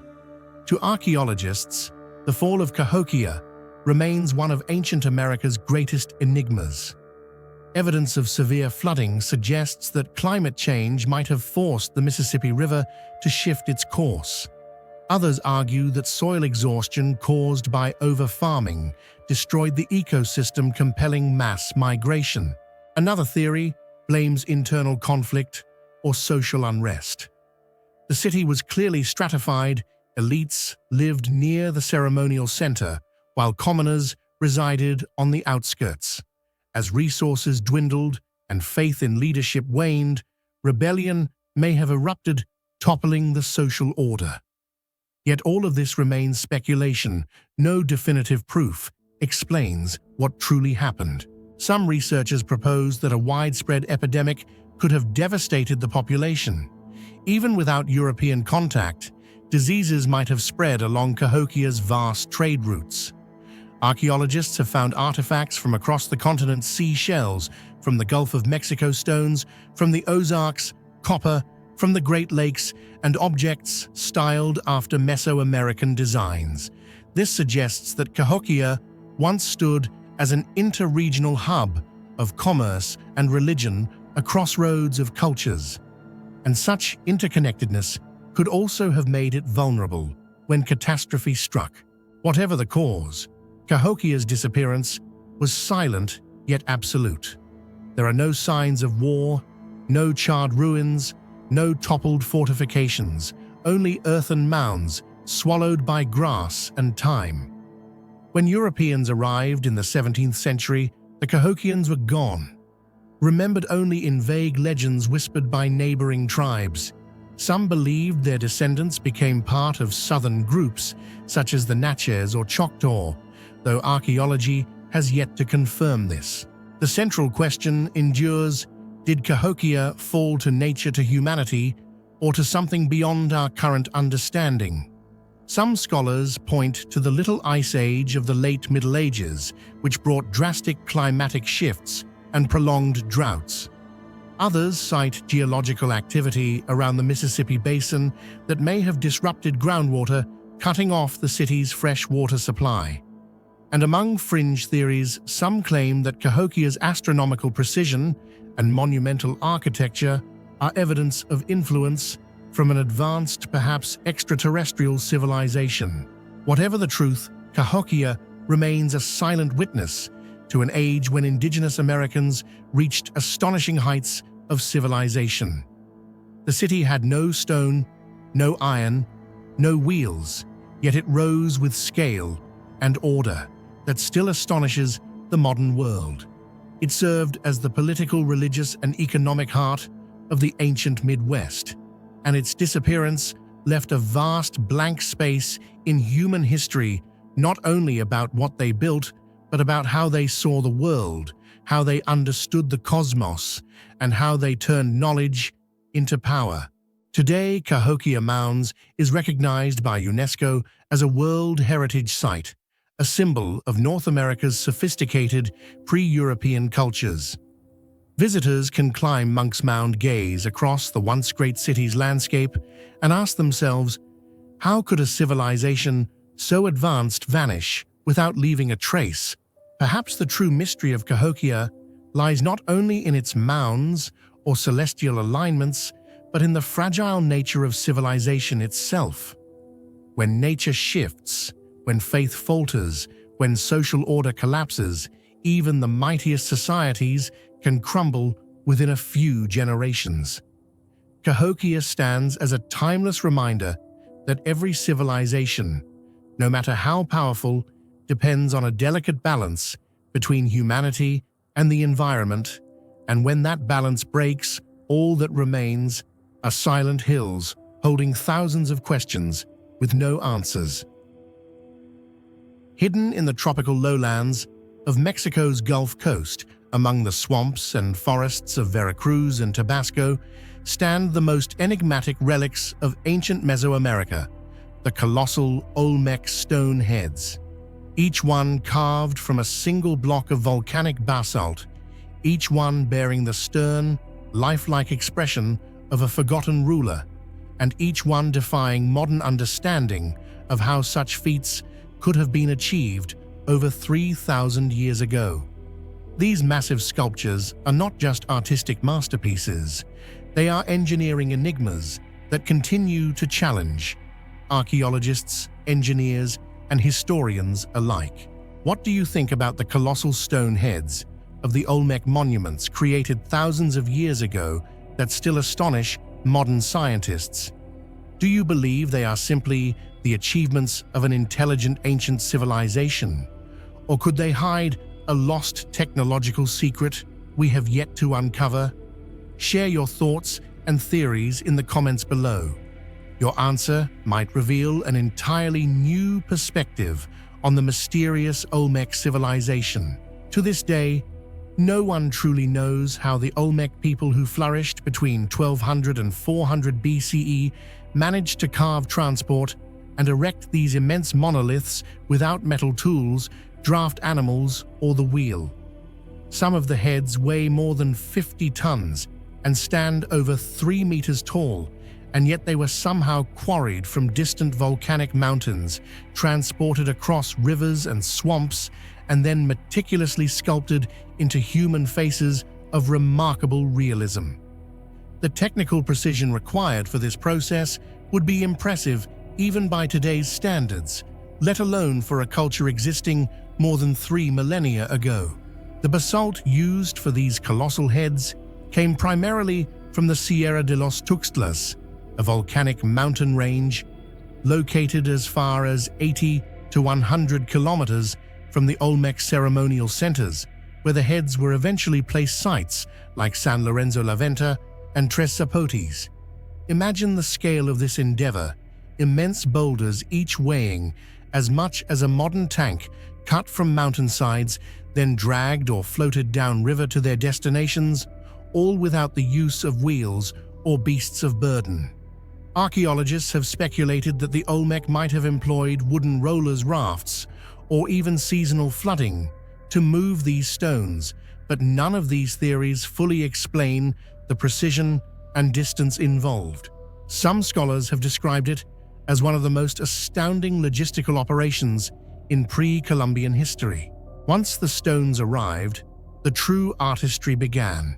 Each head was carved with astonishing accuracy, the contours of cheeks, the curve of the lips, the folds of the helmets they wear. The level of detail suggests that the sculptors had a profound understanding of both stone and anatomy. What makes this even more extraordinary is that the Olmec had no metal chisels. Instead, they used hammerstones made of harder materials such as jadeite and obsidian. Every stroke, every groove, every subtle angle was the product of thousands of hours of manual labor. Modern archaeologists have tried to replicate the process using the same primitive tools, and they found it nearly impossible to reproduce the same level of smoothness and definition. It is as if the Olmec stoneworkers had mastered a lost art, one combining brute force mathematical precision and spiritual devotion. And then there is the sheer number of these colossal heads. 17 have been discovered so far, each with distinct facial features. No two are alike. Some have wide noses, others thin lips, some look serene, others stern. This individuality has led researchers to believe that each head might represent a specific ruler or warrior. But beyond their likenesses, the heads are also symbols of divine kingship, standing as eternal sentinels watching over the Olmec heartland. Their placement within ceremonial centers suggests that they were part of complex rituals, possibly linked to ancestor worship or the deification of leaders. But perhaps the greatest mystery of all is not their purpose, it is their origin. How did a civilization that left no written records, whose language remains undeciphered, and whose cities have long crumbled into jungle, manage to accomplish something so monumental? The Olmec civilization is often called the mother culture of Mesoamerica because it laid the foundation for later civilizations like the Maya and Aztec. Yet even among these later peoples, no one repeated the feat of creating sculptures of such immense scale from single basalt blocks. The Olmec's technological capabilities seem to have appeared suddenly and vanished just as abruptly, leaving behind these silent stone giants as the only testimony of their skill. Some researchers have proposed that the Olmec possessed a sophisticated system of social organization, with specialized laborers, engineers, and priests coordinating vast communal projects. Others, more speculative, have suggested lost technologies or forgotten knowledge of physics and geometry. The heads are so precisely balanced and oriented that some have theorized the Olmec understood principles of mass distribution and leverage far beyond what we credit them for. A few even suggest astronomical alignments, that the head's orientations could correspond with celestial events integrating art power and cosmic order. Still, for all the scholarly explanations, there remains a lingering sense of awe and perhaps disbelief. When standing before one of these colossal faces carved in silent basalt, it's difficult not to feel a profound connection to something both human and superhuman. These sculptures seem to defy time itself, surviving thousands of years of erosion storms and jungle growth. Their eyes, broad noses, and lips carved with stoic dignity seem to look through history, as if remembering an age when gods and kings were one. Some ancient astronaut theorists have gone further, suggesting that the heads may not depict local rulers at all, but rather visitors from distant lands or even other worlds. They point to the unique facial features, sometimes described as having African or Polynesian traits, and claim this could be evidence of transoceanic contact long before Columbus. Mainstream archaeologists reject this theory, insisting that the faces are purely Mesoamerican in style, but the debate refuses to die. The mystery of their appearance adds yet another layer to an already complex enigma. Even in the modern era, when satellite imaging and LiDAR scanning can reveal lost cities beneath the jungle canopy, the true secrets of the Olmec heads remain just beyond reach. Each discovery raises more questions than answers. Who were the sculptors? How were they trained? Did they follow mathematical blueprints, or was the process guided by ritual and intuition? What drove an ancient society to commit so much time, energy, and manpower to carving human faces in stone? Perhaps the answer lies not in technology alone, but in belief. For the Olmec stone was not merely material, it was sacred. To shape it was to shape the cosmos. The colossal heads may have represented the ultimate act of devotion, immortalizing the human form as a divine vessel of authority, embodying both earthly leadership and cosmic order. In this sense, the mystery of their creation transcends engineering. It is a statement about humanity's timeless desire to leave a mark on the world, to be remembered, to be eternal. Standing today in museums and archaeological sites, these colossal faces of basalt continue to provoke the same awe they did millennia ago. Their craftsmanship speaks of genius, their scale speaks of ambition, and their silence speaks of the lost voices of a civilization that still whispers through the jungles of Mexico. The colossal heads of the Olmec remain one of the greatest enigmas of ancient history, symbols of power, mystery, and human ingenuity that seem almost too advanced for their age. Perhaps that is their true power, to remind us that even thousands of years ago, humans were capable of achievements that still humble us today.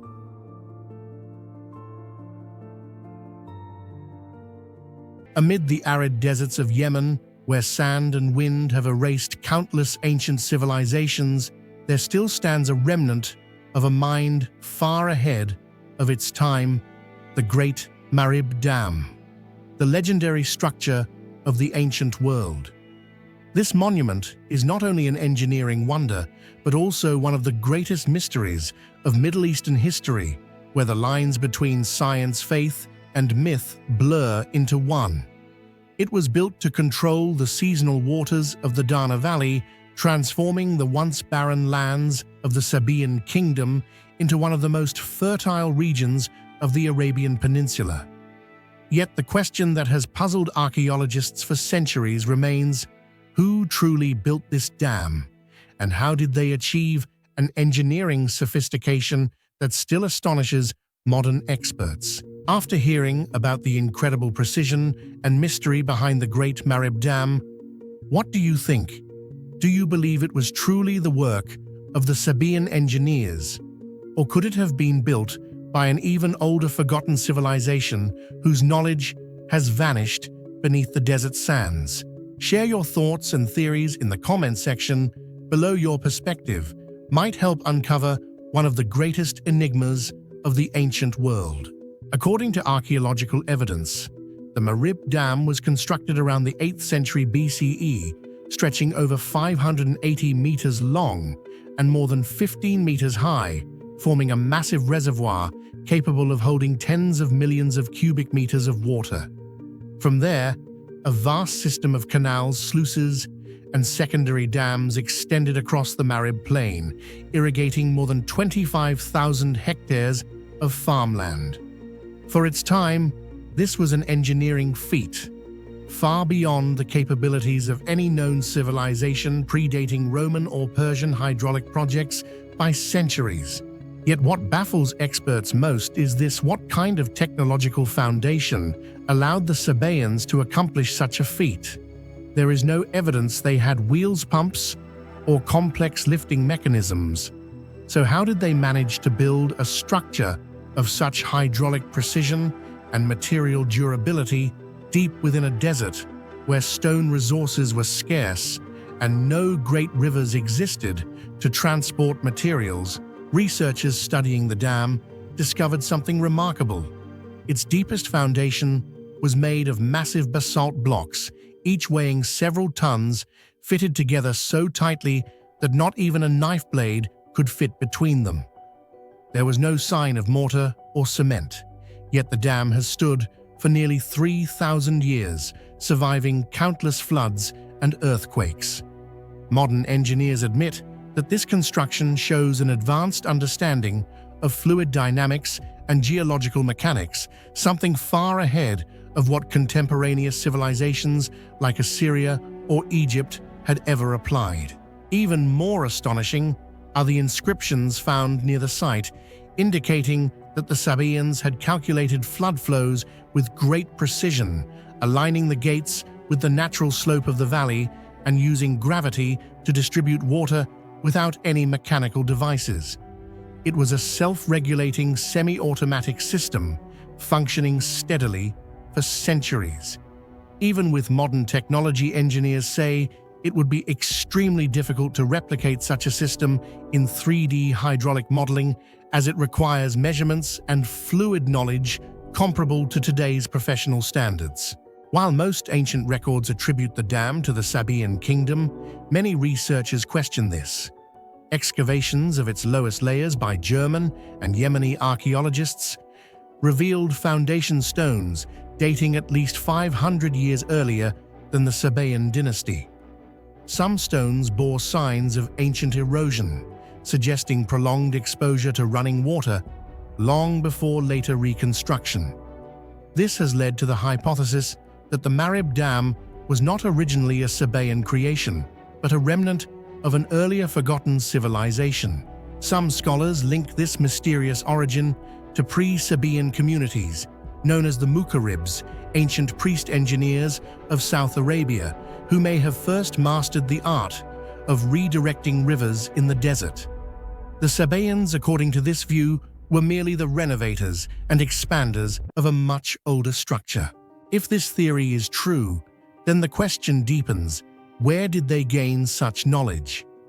At that point in history, no regional civilization possessed the hydraulic, mathematical, or geological understanding necessary to design a system capable of maintaining flow, balance, angle, precision, and structural endurance at this scale. The Marib Dam collapsed 3 times in recorded history, with the final disaster around 575 CE, which wiped out the mighty kingdom of Sheba. The ancient Arabs called it Sayl al-Arim, the flood of Arim. In the Quran, it is described as a divine punishment upon the people of Sheba for their pride and disbelief. However, geological studies suggest that the collapse was more likely caused by an earthquake or unprecedented rainfall, which fractured its ancient stone core. Even in ruined parts of the dam remain intact. Some irrigation channels still function naturally, guiding water into the valley, proof that the ancient gravitational design was nearly perfect. The event led to a mass migration of Sabaeans, giving rise to many later Arab tribes, including the Quraysh ancestors of the Prophet Muhammad. In the 20th century, archaeologists re-examining the site uncovered a network of underground water tunnels and pressure chambers beneath the dam's foundation, features previously unknown.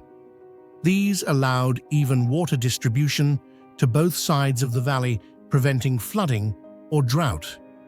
This finding implies that the ancient builders understood hydraulic pressure and flow regulation concepts only systematically described in the Hellenistic era centuries later. UNESCO experts who studied the site stated, "Marib is not just the work of engineers, it is the legacy of a collective intelligence, a glimpse into a lost science we can only imagine." Today's modern reconstruction of the Marib Dam, completed in 1986, a few hundred meters from the original, still operates on the same gravity-based principles as its ancient predecessor. Modern engineers admit they were not innovating, but recreating an ancient idea. The mysteries surrounding the Great Marib Dam remain one of the greatest questions in the history of ancient engineering. Who truly laid the first foundation of this monumental structure? The Sabaeans, or a far older civilization that once existed on the Arabian Peninsula? The massive basalt blocks, weighing tens of tons, were cut and fitted with astonishing precision, transported across the desert without advanced metal tools, a feat that archaeologists still cannot explain. Even more remarkable, The dam's hydraulic system functioned steadily for thousands of years, while many modern dams survive only for decades. Some scholars suggest that this knowledge may have originated from a lost South Arabian civilization, or perhaps from ancient traders of Mesopotamia or India. Yet no theory has ever been proven. Thus, the Great Marib Dam stands not merely as an archaeological relic, but as a gateway to a forgotten era where science, faith, and legend merge into one within every stone.